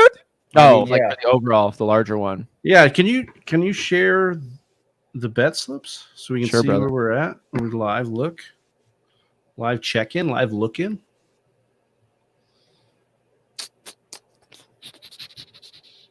Yes, we can. Yes, we can. All right. The last $16 in our underdog account. I kept one. If you see. Last 15. Yeah, because you see, I got the one up here. Right there. That's pretty impressive, though. When did you deposit first to underdog? I mean, 2 years ago. Damn, dude, that's. And you were living off the. Well, dude, and they came down to the. I hit pretty good on the Super Bowl, and it was at the very end when I had like a 5-way parlay going, and I needed 3 rushing attempts for a 2.5 over on Matt Stafford's rushing attempts, and kneel downs count as rushing attempts, and he had 2 kneel downs in the game, and so on the last kneel down, I won like $300. Wow. Yeah. That's awesome. That one jumped that up. Yeah, and then so I've lost $299 since then. That isn't awesome, but we can get 100 back. We can get it back. Yeah. Yeah. So here we are. Let's take a look at what we got. We got, I think, the first one up here. Let's zoom this out a little. Let's close all these guys up. So our 4 picks for 50. We got Paris Campbell under 22.5 receiving yards. So far, so good. Rushing and receiving yards. We liked Cortland Sutton's with the 5.5. Oh, that's great. What if he did that 5.5 buffer? Receiving yards, we took the 51.5 buffer it gave us with Melvin Gordon, and that's cool because Michael Pittman hasn't caught a pass. And that's beautiful. Jerry Jeudy, we liked him over Alec Pierce. Hey, look at this is great because Alec Pierce gets that 1, but he has 0 catch. We're straight up just winning this. Yes. Good spot right here, my dude. That's a good little bet slip working there. Yeah, Melvin Gordon. Receiving yards, What about do you get? 11, 12 of those. So still looking good for our Pittman one, but we need him to stay under Yes. So good for 80 that and a one. half total. Because here on this side now, we got the 80 and a half rushing receiving yards. We're still doing okay. But, you know, the less 11-yard chunkers, the better. Yeah. Nyheim Hines, we're feeling very confident on that one now. And KJ Hamler, we're still good there. Ashton Doolin, good there. Philip Lindsay, we're still good on this one. So we're sitting 2 out of 3. Slips looking all right. This one, I'm not so sure on. This was our more optimistic. We need 21 and a half receiving yards from Ali Cox. He has 0. Okay. Russell Wilson, 32 and a half passing attempts. He's got 11. 33 and a half passing attempts for Ryan. He's got 6. He's got 6 passing attempts, dude. We're like almost done with. Where are we at? How much time is left in the first quarter here? We got 13 minutes left in the second, dude. Oh my god. Well, I mean, they don't continue drives. The Colts have punted pretty much every possession. Yeah. Concussions and punts, dude. That's what's on the menu. So yeah, not feeling good about any of our overs on this side, but that's why we fucking fully flipped it and said, let's embrace the under. Yeah, we did the Undertakers. Yeah. We're feeling good about these. We're actually 30 rushing yards and receiving yards from Melvin Gordon. That's the only one so far that's like kind of risky. And we're still probably on pace, actually. We're probably like, we're doing okay. We're doing okay. Yeah. Okay. They aren't continuing drives because they aren't feeding the hammer, says Potvin. Deion Jackson, who Potvin will presumably drop within the next 48 hours, I'd imagine. Smart move. Melvin Gordon. First down. Must feel weird. Nope, he's out. Good. Go home. Go to bed. Tiki Barber. That was a cool one. I love those blue and white Giant jerseys. The old school ones. I like their red one or the white ones that they've been wearing. They're white with like the red. It's a little too much decoration for me. Too much? A little too much. I like how simple these other ones are. I don't think there's better than like a really strong dual color. Two colors, no stripes. You just hit the font right. You just hit the little things right. And I think that Giants jersey does it. I think I kind of like the Colts one too, but I like the Giants one a little more. Pretty similar. It's like this little decoration on these Broncos jerseys, for instance, like these extended pit stains that they got rocking. Like they're like pit daggers. Yeah, it's like if you had a dude who was like, "Oh man, I got really nasty pit action always." Like that's what. It reminds me of like a tribal tattoo. Oh yeah, a little bit like the vibe. Like yeah, I don't. Oh, going deep to nobody. That's an attempt though. So, a couple 30 more of those for each of these guys, and we might be all right. Yeah, right. It wouldn't matter if they keep not getting any first downs as long as they just keep getting like three and out, like 3 passes, 3 and out, and they just keep going back and forth because you could rack up, 9 passing attempts each side pretty quick. Yeah. Man, I forgot Stephon Gilmore was on the Colts. It's been Dude, I gotta be honest. I went back to try to find the Jesus, dude. Is Russell Wilson? We'll take the attempts for nothing. You're like, oh, how do we hit our overs and our unders? Just Matt Ryan and Russ Wilson just continue to throw incomplete passes. And then all we need to have happen, right, is like a couple, maybe get some like garbage time, heavy work for one of the receivers we need to like actually do something. We win all of them. Let's go. We'd retire. I'm feeling good about our unders though, dude. We went pretty meaty on the unders. We got 2. Yeah, they make it fun. Bro, we don't have Donnie. We don't have any of the Donnies on this either. Hamler. Oh, fuck. With a catch. Oh, no. He's got to stop that. It's the only one he can get now, otherwise we lose. Yeah. That's not good. Not good, brother. Not good. Not good, brother. But, all right, we'll see.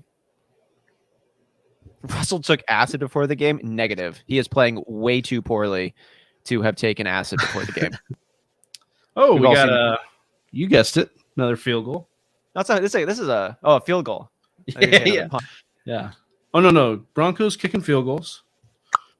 McManus, dude, that's the fantasy darling for the Broncos. This is a team where we're like, oh man, this team is going to be full of fantasy studs for you. Oh yeah.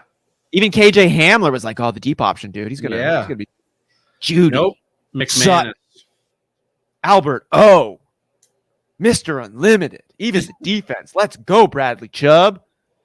It's like Brandon McManus. That's all you get. That's it. We got Broncos at home. Broncos country, let's kick. Still works because it's a horse. Horses kick. So it's a bucking Bronco. To Jersey Jay's point about taking acid before a professional sporting event. What's Doc for the Pittsburgh Ellis?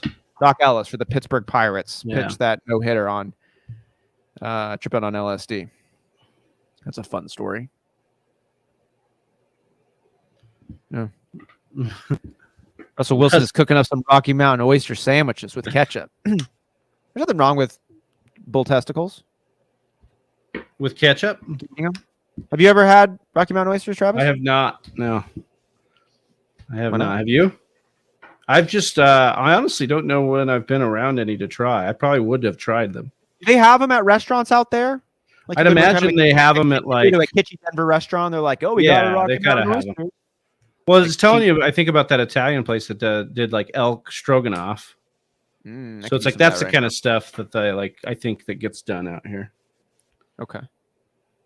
I think I did. Honestly, I can't remember, but I was with my good friend John Huppenthal. We were kids. We went out to Tombstone, Arizona, which was like an old, like Western town that turned into like now it's like a tourist town, and it has some really neat restaurants. And I do remember eating rattlesnake there for the first time. How was that? Tastes like chicken. No, it was good. And I think we had Rocky Mountain oysters. Like, I think that it was like, come for like the weird food. You can get rattlesnake and cow testicles or bull testicles, and like, try human flesh before they made it illegal after Osama bin Laden. Thanks a lot. It's like, but like you could like get all these weird things that were over there. And I think I tried Rocky Mountain oysters. I can't remember though, but I definitely would. I've been to New Orleans a couple times, had alligator both times down there. Oh yeah, we had alligator. We had alligator for Hannah's wedding. A little chewy, but it's good. Yeah. Crawdads. Oh, definitely got some crawdads. Russ Wilson was holding you missed it, but he was holding the pad up to his ear like he was trying to hear it. I'm like, do they put volume? Do they put volume on those? Like, is there a reason you need to hear the? He probably didn't know. He just wanted to make sure he wasn't missing anything. He's missing something. Frank Reich, regular starting quarterbacks. Andrew Luck, Brissett, Rivers, Wentz, and now Matt Ryan. This is so many hopeful MVPs. The Colts organization is a weird one, man. What is your evaluation of Jim Irsay's Indianapolis Colts? I don't know, man. It's tough. It's he's a weird dude, obviously. Typical any billionaire, I suppose, billionaire owner in the NFL at this point. Like, if we didn't have Jerry Jones, would we be talking about Jim Irsay a lot more? I mean, Jim Irsay does a good job of us not talking about him a lot, but then he's also the dude who's like stumbling around at 2:00 in the morning wearing some button-down shirt with flames on it, high on Percocets. So like, he's got this weird steez about him, Percocet. He hits me like a McAfee. Like everybody. Yeah, McAfee loves him too. He brings him on the show quite a bit. Not Pat McAfee. Oh. But it's actually not bad. Who was the guy who made the antivirus protection? Oh yeah, that's McAfee, antivirus. But I didn't know that was like a character. I thought that was just like a family name of the company. I've never even heard of it. Yeah, I've never even looked. No, I'd have to look this up. Yeah. You've got a documentary in store. Okay, all right. I think it's on Netflix. Oh, Pittman with a catch, first down. Yeah. Is that their first down? Maybe. They had the one, but I think it was penalized. So yeah. Right. No. Intercept cancer. Sorry. It's McAfee. It's an actual dude, and he's freaking wild, man. Like, he is so wild, and he's got this like major libertarian anti-government streak to him, and he's like crazy smart, obviously, like next level smart, but he's also like next level eccentric and like daring, and he loves narrative, he loves story, and he creates them. Like, he honestly probably has faked his own death. Like, I think he's like reportedly dead right now, but he's like literally the first person that I've ever seen that it's like he's not actually dead, that I'm actually like, I'll flip a coin on that one. Yeah, Tupac dead, but this guy Elvis dead. Yes, like Anthony Bourdain dead for sure. But no, like, watch this documentary, man. It's trippy. The over in tonight's game, dead. Oh, Matt Ryan. Oh, Matt Ryan with some wheels, and there's a holding. That's coming back. Oh, oh, that was to Ashton Doolin. We love that. That ball looked like a changeup. Like, I thought that ball was going to get to Doolin the Ephus quicker than it did. It was like coming at you, and then it slowed down. The changeup. Oh man, this game is brutality. Dude, I wish I liked the NFL like as an organization, because those hats, that same one that Rowe, what was his name? Who's the guy from like the handsome dude on goddamn Parks and Rec. Yes, we can do this. Chris Pratt? Absolutely. No, the older one. Rob Lowe. Rob Lowe, thank you. He wore the NFL hat. Yeah, NFL hat. Yeah. Yes, exactly. He went to the Super Bowl, I think, and wore the No, NFL it was like a game, dude. It was just okay. like a game. It's freaking NFL hat. And I remember the internet roasting like, why is he just wearing? Alex Pierce with the fumble. Oh, they got back on it. I was like, that was the most Colts play ever, dude. We didn't have Alec Pierce, right? Anywhere? Let's see. Oh, yeah, we have Jerry Jeudy receptions over, right? Pierce. I'm trying to find that one. I think it's right. Here we go. So we got oh shit. Did he actually get a catch on that? Yeah, he did. But now he's off the field, so. Well, Jerry Jeudy needs to get more. So that just needs to happen. Yeah, he should. Jerry Jeudy should have that touchdown. Oh, this is Philip Lindsay, the jackhammer. How are we doing there? We've got he's got 15 rushing yards so far. We got to keep him under 38.5. We'll see. Dude, 8 passing attempts for Matt Ryan. Is that still accurate? Yeah, dude. He's 5 of 8 right now. Oh my god. Okay. On pace for a smooth 16 passing attempts. Well, all of these still could happen. Yeah. No. Stop him. Is that Philip Lindsay? Lindsay, yeah. Is it a rush? Yeah, it was. Probably about 15 yards, 20 maybe. Philip Lindsay, the whack hammer. Look at him just cutting around the edge here. He's the guy to have in the Colts offense for the rest of the year, dude. League winner. They're going to trade Jonathan Taylor away. What? They can now. Why not? Why not? Yeah. Whack hammer. Oh, here comes Deion Jackson. Oh, I told you, hammering into the back of his lineman, dude. I mean, he did knock both of them over. Like, he's definitely the hammer, bro. Power. He just doesn't know where to slam it. He's like a Tolbert. No, he's bigger than Tolbert, but he's like really bigger than Jalen Tolbert. No, like Mike Tolbert, the old Carolina fill-in back. Remember they used to call him Tubagoo on Roto World. That wasn't Jalen Tolbert. No, Jalen Tolbert's the wide receiver for the Cowboys this year, the rookie. Who was the Carolina Panthers touchdown? Mike Tolbert. Mike Tolbert. Okay. Mike. Old tub of goo, they called him. Oh, pick. That was right to him. I wish we would have had the pick for Matt Ryan. Bro, we looked. I know. I wish they would have given it to us. Lindsay is just like, please don't cut me. I want to play football. Yeah, I mean, I'm sure. It's kind of what they're all doing. Matt Ryan's doing that right now. Please don't cut me. Maybe Matt Ryan is actually saying the opposite. Please cut me. Cut my life into pieces. This is my Interceptions are my last resort. Interception. No passing. No first downs. Don't give a fuck if I'm on the bench head scratching.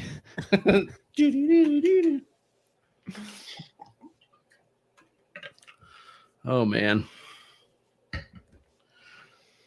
I think they can all still happen, though.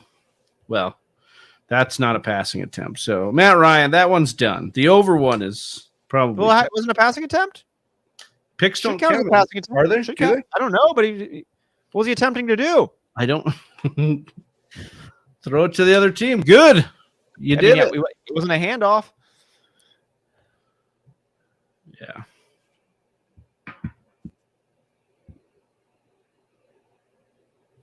Why are people saying Nick Foles in our League of Record chat?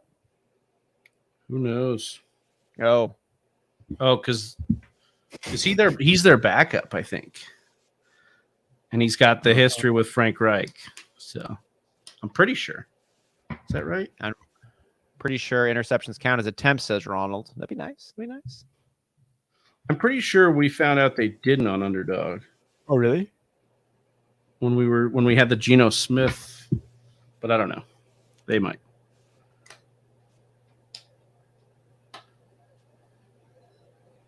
Yeah, Nick Foles is the backup, so that's. We're gonna bring back Big Dick Nick here in this game.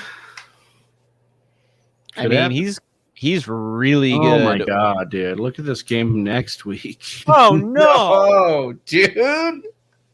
The Bears and the Commandos. Yeah, man. Bears and the Durs. Not good, dude. And the Durs, the Salamanders.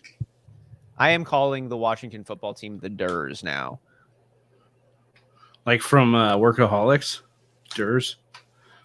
Yeah, but less sexy and smart than Durs from Workaholics. Durs more like Derby.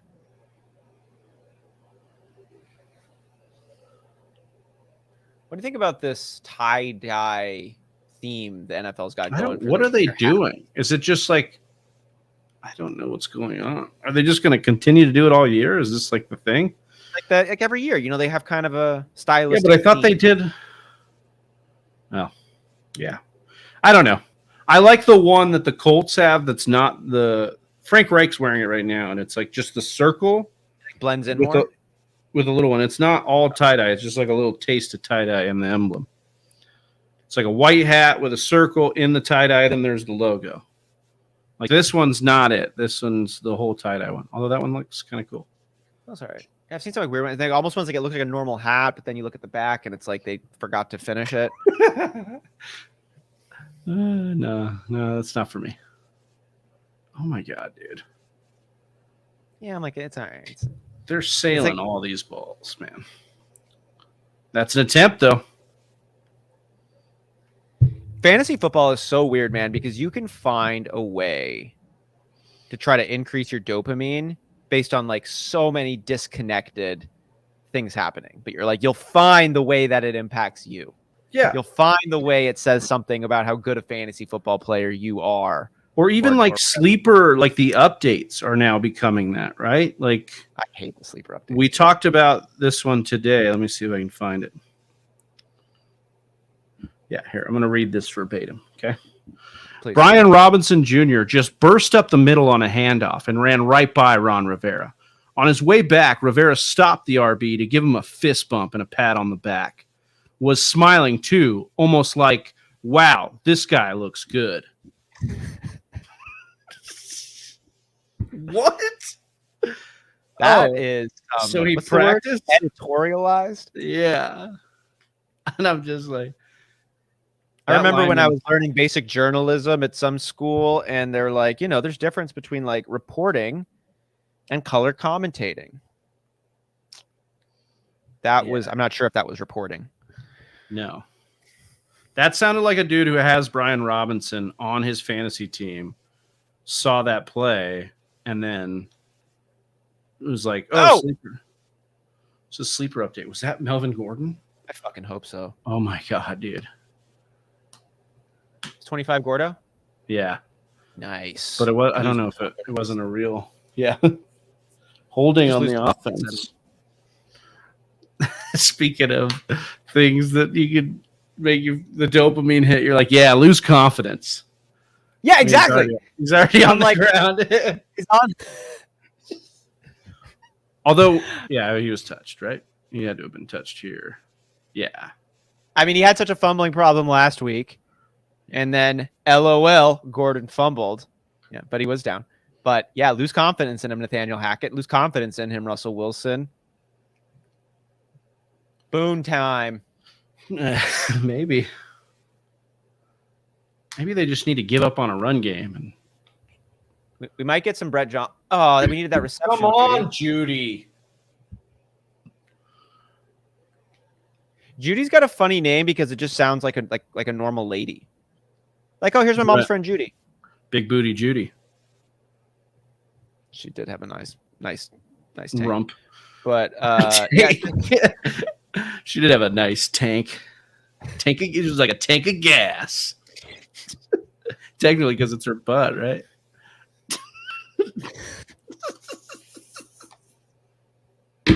She had a big old nice tank of gas. Oh man! Oh, Boone! Oh, he did 2 spins while the defender was on the ground. That looks like the future running back for the Broncos. Oh man! Let's go. Fourth down here. Oh, it's Dude, 420. Okay. Oh, it's gone now. It was 420. Spoken like a true Coloradan now, man. I was going to try and make the joke because I thought the clock stopped on it. You guys out there in Colorado, just like if you see anything that suggests 420, like, oh, look at that. Like, light it up, dude. Everyone's got like a clock. They took the batteries out of and just kept it on 420 somewhere. No, not really. Depends on the minute. Depends on if the clock's broken or not. Oh, man. Judy sucks, says Scott. Dude, real talk, though, looking forward, this was once a very promising running back situation, even with the 2 backs for your fantasy team. What are your thoughts on it now with Javonte Williams done, Melvin Gordon assuming the lead role, Mike Boone coming in now as some type of option that we're still unclear of how involved he'll be, and Latavius Murray, who looked pretty good in London playing for the Saints on Sunday, is also now a Denver Bronco. So remember we were like talking about this team, the Broncos and the Seahawks, after the Monday night game. They played each other in week 1, and we said, hey, we could be a month from now and be like, these teams are actually the opposite of what they showed that night. I do. No, dude. They are what we kind of saw in that game. They are good at what they do, or they're bad at what they do. And I'm talking about the Broncos being bad and the Seahawks being good. And that is how upside down the fucking NFL can be. Because we thought the Seahawks, I mean, Evan Silva was talking about it this week and last week, that we thought, how are they going to get first downs? How are they going to compete? How are they going to run plays? They are doing the damn thing. Now, to swip it to the Broncos, it was part of the reasoning when we talked on the waiver show on Tuesday, Austin, that I'm taking Pacheco and Rachaad White over these guys that came up because there's just little upside I see in this offense right now. And that doesn't mean that Melvin Gordon can't be an RB2 for you the rest of the way. Like maybe something changes. They get it right. They're not on a short week after Javonte's out. Something changes. But right now, I have very little confidence in what the Broncos are doing outside of Cortland Sutton, really. That's it. And even him, if Russ is off or it's a bad day, it can be a really bad day. But at least he's a firm wide receiver, too, with the usage, the air yards he's seeing, all that stuff. There is not much else to be very excited about in the Broncos. Could things change? We're only a month in. Yes, absolutely. And we've seen Russ do this where he started slow and ended hot, or started hot and ended slow, all these half and half things. But man, do I have a lot. It's very discouraged by the Broncos, and nothing in tonight's game, even in the Raiders game, man, where it was his best performance. They were down. The Raiders controlled that game. And it's just like, what are the Broncos? I feel like they're kind of, it's still so many undeveloped situations. Russell Wilson is on a new team playing in a new offense for the first time in a decade. Nathaniel Hackett probably got a job. He might have been in a little over his head. Now, that doesn't mean he can't grow into the role, but it's going to take a little more time. We saw him after week 1 or 2 hire, a day of specialist, basically brought in another assistant coach to help him with like clock management, some other preparation elements. So you got your quarterback and your head coach both figuring some things out. And that's probably going to have a big impact. Yeah. Travi has a crush on Rachaad White. I do. I have Rachaad White in almost all of my leagues. I think his archetype's good, man. Very, very strong receiving profile out of college. And playing for a quarterback who has loved to check down to his running backs. So. Well, this game hums along. Rookie takes Travi now that we are over a month through football that you were wrong about, and then rookie takes you were correct about. Well, I think rookie takes I was wrong about so far. Breece Hall is one. I thought that Michael Carter would have stuck on a little bit longer to the role that he was playing. Now, I think Michael Carter is still a great handcuff should anything happen to Breece Hall, but I think we've seen the switch now, and Breece Hall is a guy that he projected to be. I don't know that I was necessarily too off of Breece. He just wasn't somebody I was interested in, but he was a good dead zone running back so far. I mean, we can see that. Definitely over Travis Etienne. So anyways, that's one. Jalen Tolbert, completely wrong about. Thought that he would have so much opportunity, and he just, I guess, has not been good. Noah Brown coming in and taking that role and vibing with Cooper Rush. So, yeah, Tolbert was one I thought could be an outside dark horse to be like a leading league receiver for rookies, but didn't happen. The ones I've been right about, Chris Olave has been really, really nice. The drumbeat started early with him as far as like a route runner, crisp route runner. So he's looked great. Dameon Pierce. We were interested in Dameon Pierce, and now he's basically one of the few running backs that's getting close to 100% of his team's, usage. So that one feels good. Yeah. Oh, another one wrong about James Cook. Really was in on James Cook and thought, and that one can change. You weren't hard on James. Yeah, Cook, but it was at least like it was a dart throw that was worth taking, I suppose. And that one could still pan out. That's the other thing about this. Like, we say right or wrong about, we're 4 weeks in. I think rookies sometimes, especially after the bye, Austin, can really impact their teams. Like Kenneth Walker's one you could be. If you were a Kenneth Walker guy, you'd be like, oh, I'm kind of wrong on Ken Walker right now. But it's early. Things can change. Yeah. So. Yeah, those are good ones. I think for me, the guys I was wrong on Garrett Wilson. I just wasn't in on like how good this guy could be. Yeah. And I think I'm actually taking that adjustment and then Steve Smith's comment about Cooper Kupp, and I'm marrying those together, which we watched, you, me, and Johnny, that take of Steve Smith years ago when Cooper Kupp was a rookie. Steve Smith was asked who his favorite rookie wide receiver in the class was. He said Cooper Kupp. People called him an idiot. I think the Podfather called him an idiot. Yeah. And Steve Smith stuck around on that take and said, I think he's the most well-rounded wide receiver of this class. And that's the element I have underrated when I'm doing my rookie evaluations. I'm looking for these guys who have some quality that's so fucking tantalizing. If they can just bring the rest of their components together, this guy's going to be the best at his position in the entire league. He might be a generational guy if he can work these things out. I'm thinking about Kevin White. Kevin White, when the Bears drafted him back in the day, like that guy's raw skill set was so good. I wanted the Packers to get him so bad. And then he just never was able to bring it together. You know what I mean? And then we're looking at a guy like Cooper Kupp, who wasn't physically dominant at anything, but according to Steve Smith, was the most well-rounded wide receiver in his rookie class. And now he is, all the things that Cooper Kupp is. Garrett Wilson was kind of like that to me. I saw a guy that didn't blow me away with like any one thing he did. He didn't have any holes, but he didn't have any strength so good that they just like made you salivate. He didn't have crazy speed or height or, agility or anything like that. But that well-rounded reality produces, and then then the whole thing just gets better. It's interesting with Wilson and Olave, the Ohio State teammates are both kind of similar in that respect where they're well-rounded wide receivers. And I think they didn't wow a lot of us. Yeah. So we were like doing the situation where like they're not wowing us, but like, man, it just kind of married that they. And I think that was a knock on Olave too. Like, why didn't he dominate? Even it's like, well, Chris Olave was there, like, or Garrett Wilson was there. Jameson Williams was there for a little bit too. And it was like, maybe all these guys are just good, and the ball can only go to so many of them. And now they get to the NFL and they're in these spots. So, yeah, I'm excited to see that. Jameson Williams is another one. I'm just excited to see get in that Lions offense right now. If Jameson Williams is as good as we thought he was, dropped into the highest scoring offense in the league right now, that could be a lot of fun. I'm excited. Jameson Williams to me on this, like, I'm right there, and it does get me nervous a little of like the injury, where it is, where's the development, how does that come along? Like, well, I will say very exciting. I will say, yeah, you definitely want to see what's going on there, and it's been, it's one of those ones where the constant drumbeat not from him, from the team and the beat writers were like, they're going to take it easy, they're going to be very conservative. Yeah. But from him, he was like, "Oh, I'm going to play," and you're like, yeah." And I think they're just being smart. I think they're, trying to be. They should. Yeah, because they might be able to. I mean, this team is scoring points. They've got real. Jared Goff was like actually really good at football.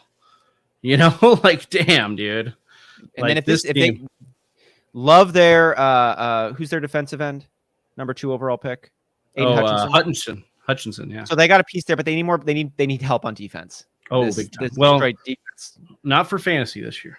No, not. We love, yeah. No, but absolutely to be a better.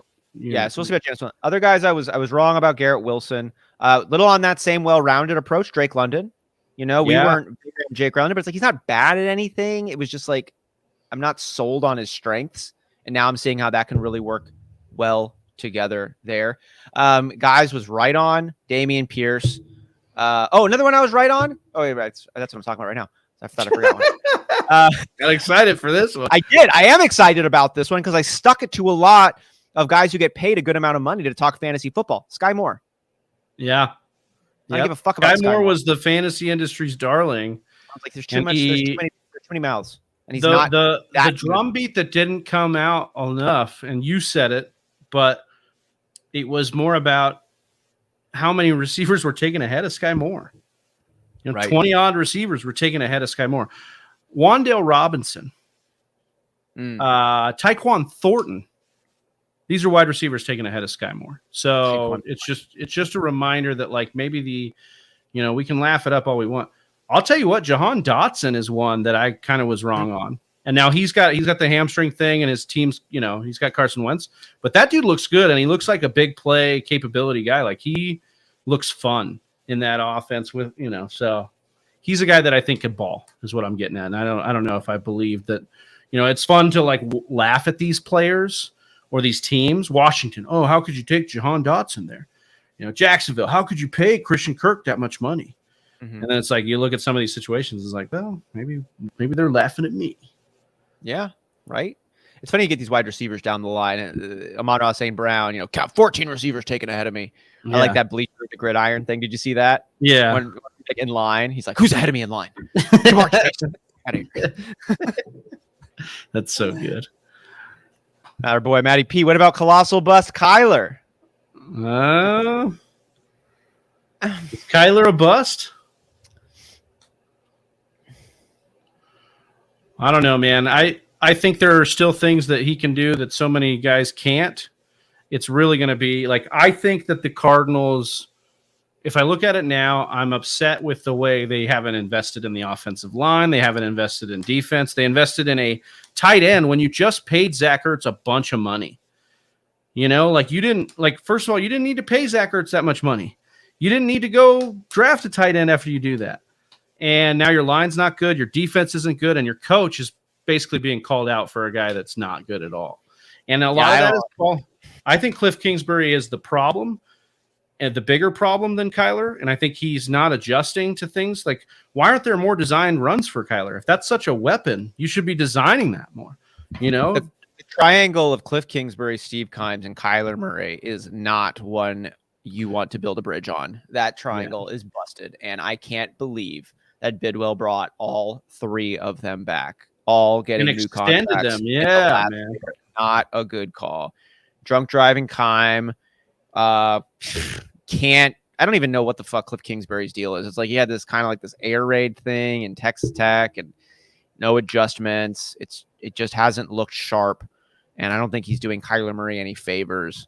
And Kyler Murray has been, you obviously love, the 45-second 2-point conversion where Kyler Murray shows you why he was taken number 1 overall and he made a play happen that probably only he could make in the entire NFL. Maybe Hurts, maybe Lamar Jackson, but like just the way that he hung in it and the way he handled it. Like I'm only betting on Kyler Murray to make that play. But then he does all the other boneheaded shit that he does. And I just don't think he's set up for success. Yeah, and I think, and that was the other thing too. Like they had this contract, right, where it's like I was taking the idea of like, oh, maybe it's a good thing, like if this guy has a weakness of like studying, and they put a clause in to like kind of incentivize him to study, I think that's a good thing. Then they walk it back because they're like afraid of how it looks, and his ego gets hurt, so they walk it all the way back. Cliff Kingsbury probably at practice, his whole thing is like letting Kyler Murray run plays at practice. Did you hear about this? Basically letting him run the offense at practice sometimes to like kind of show that like it's hard to do. I mean, I don't know if that's actually why he's doing it, but that's some of the stuff I think of when I think of this. And I'm like, bro, like that's the wrong coach to have for a guy that has this kind of. Oh, Campbell out of bounds. Almost out of bounds. He's gonna make his case. Nope, out of bounds. And so if Kyler has this weakness of like studying and not like paying attention, and you need a coach that's going to instill that in him and make that a priority. And I can't tell you that Cliff's winning that battle in any kind of, film room or anything. Ooh, that might be in. I think that's in. I think those toes are down before the heels. The other thing about Kyler, Matty P here is saying Kyler's mobility is his greatest strength. Once that diminishes, he is toast. This is the same guy who was leading the NFL in passing efficiency, like rushing less than 35 yards a game through the first half of football last year. His arm is actually really, really good. He's got power. He's got accuracy. Like his decision making. He literally has all the tools to be a Josh Allen plus, or even Josh Allen. Out there. He's got such a unique play style. It's like you need to have him be mentally prepared, and he's not. And that's on Cliff Kingsbury. Yeah. So is he a colossal bust? He could be. I think he's a disappointment that most Cardinals fans were still happy to see him on the team.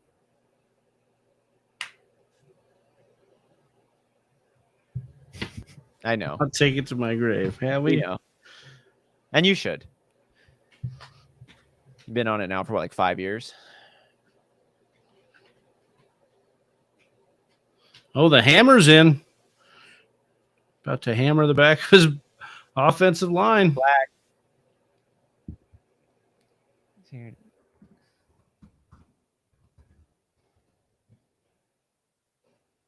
6-0, 120 left in the first half. We got 2 field goals.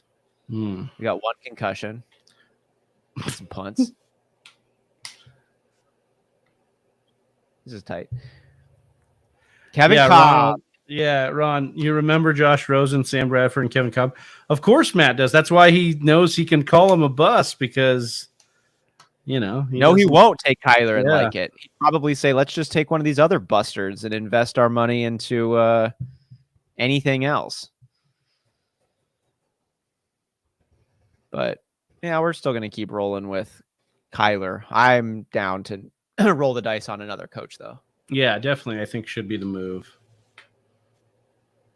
Why extend Clint Kingsbury, though? Like, it doesn't make sense to me. You think you got a Sean McVay? And, like, he showed us who he was after his first year. Yeah. It's enough. It's time to move on. This team has too many spear tips to be this not dangerous. See if Matt Ryan can get some points on the board before half. Doesn't look like he's going to. Hoorah. Big sack. Wanted us to get Cousins that offseason. The right choice in that draft was Bosa. And Nick Bosa would have been really good. It's between the two, man. If we did get Cousins and picked up Nick Bosa, we would. I don't know if you'd be any different than I you don't know if are. our win-loss record would be any different if Cliff Kingsbury is still the coach.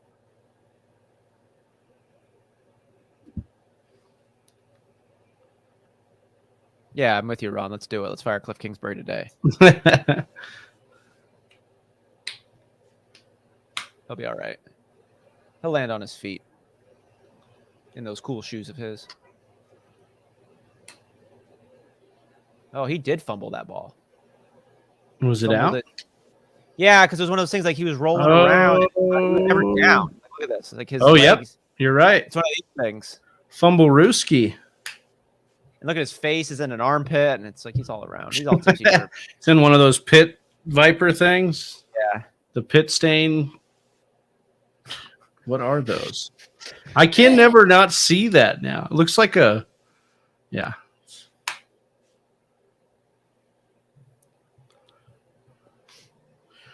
I don't know that Cousins is the answer either, because that dude fails in big moments all the time. He's not the answer, but he's just like not a problem. It's like, it's funny. It's like, I don't want to dog Johnny when he's not on the show to defend himself, but you know, he'd be like, "Oh, you can win with Jimmy G and Kirk Cousins." Like, well, then why haven't anybody? You know what I mean? It's just like, I get the take. You know, Poppin's like, "Oh, we should have got Nick Bosa." You know, I think we should have got Nick Bosa and then Kirk Cousins. It's like, nah, I'd rather go for Kyler Murray. You always go. I thought that was actually a great move. The only bad move was drafting Andy Isabella with that traded pick from Rosen instead of Metcalf. Metcalf and they said that's not a fumble. Well, they did. I thought the Broncos did. So that it was a fumble.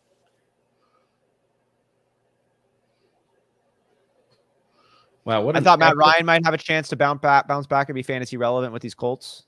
That's not. You know what's crazy is like this line was supposed to be really good, and I don't think it has been. I mean, obviously tonight, but I'm saying in general, I think the Colts offensive line is. They have not looked most excellent. No. The opposite of most excellent. Most unsatisfactory. The opposite of excellent. Actually. Like disappointing. I was gonna is the opposite of most excellent least disappointing, but like no, that's actually right. Matt Ryan sabotaging his own team. Matty cold as ice. Cold as ice. Yeah. Cold as the Rockies. What color are the mountains? Purple. Purple Mountain Majesty. Oh yeah, yeah. Coors Light. Yeah. Real men drink Coors Light out of a shoe. What kind of shoe?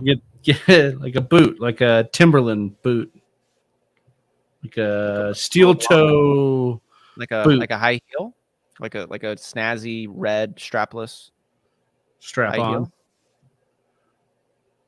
Could be. Live your life, brother. 52-yard field goal here for the Colts. Try to get some points on the board. It's up. It's looking good. Good. That would have been good from another 6 more yards. How do they know that, dude? Science, man. They got a guy with an eye out there. Yeah, right. Exactly. So they can do that. You know that shit's accurate. You know that shit's accurate. I know it is. Yeah, and the next gen stats they do where they're like, this guy was going 32 miles an hour. Right. And it's like, okay, but you need like Keith and Dennis to come out there with a chain gang. Yeah. With a protractor. Index card.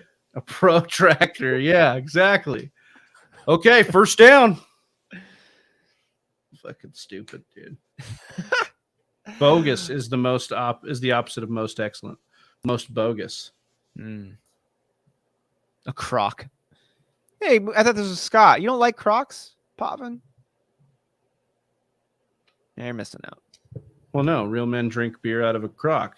Oh, so he's okay. Cool. He might be. Maybe that's a pro croc. Pro croc. Pro cock. Pro croc. What about that strap on?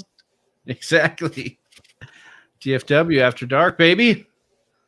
12 seconds left in the half. We will be departing you after that and wishing you all the best luck in your matchups tonight. If you did any bet slips on Underdog, remember, if you didn't, you can, and you'll get matched up to $100 with the promo code TFW.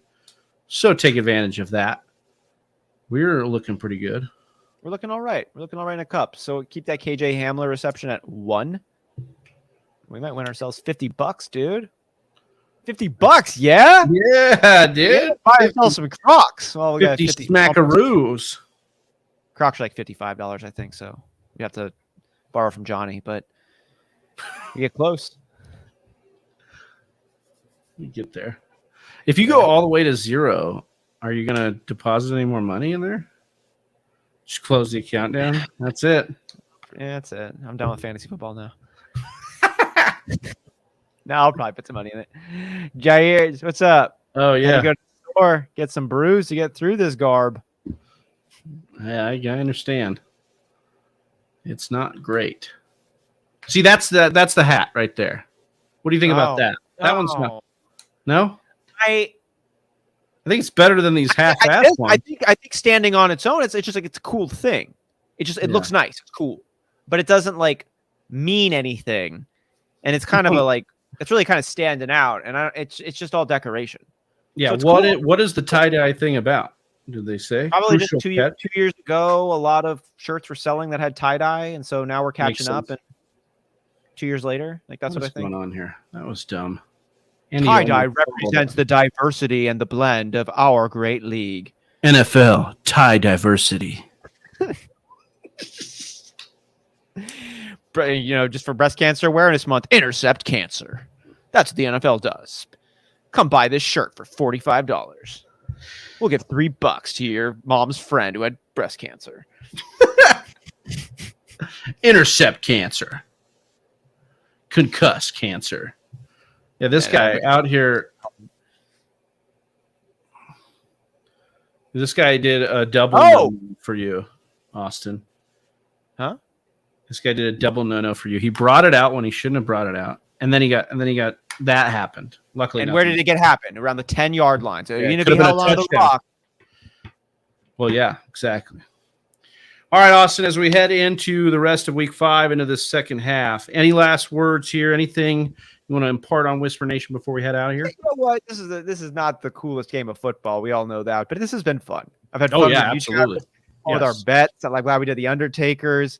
I love our community here. Matt, Ronald, Jairs, Scott, Calvin rolling through, Jersey J, of course. Just a lot of we just got fun people, man. I'm glad that we get to hang out and have some really good times with our folks and laugh about these games. And Don, Albert, other people who are here, Steven, Jesse Torres, stranded on second with Tony Clark. Thanks for joining us. That's fun. It's fun. Yeah. Bad game, fun times.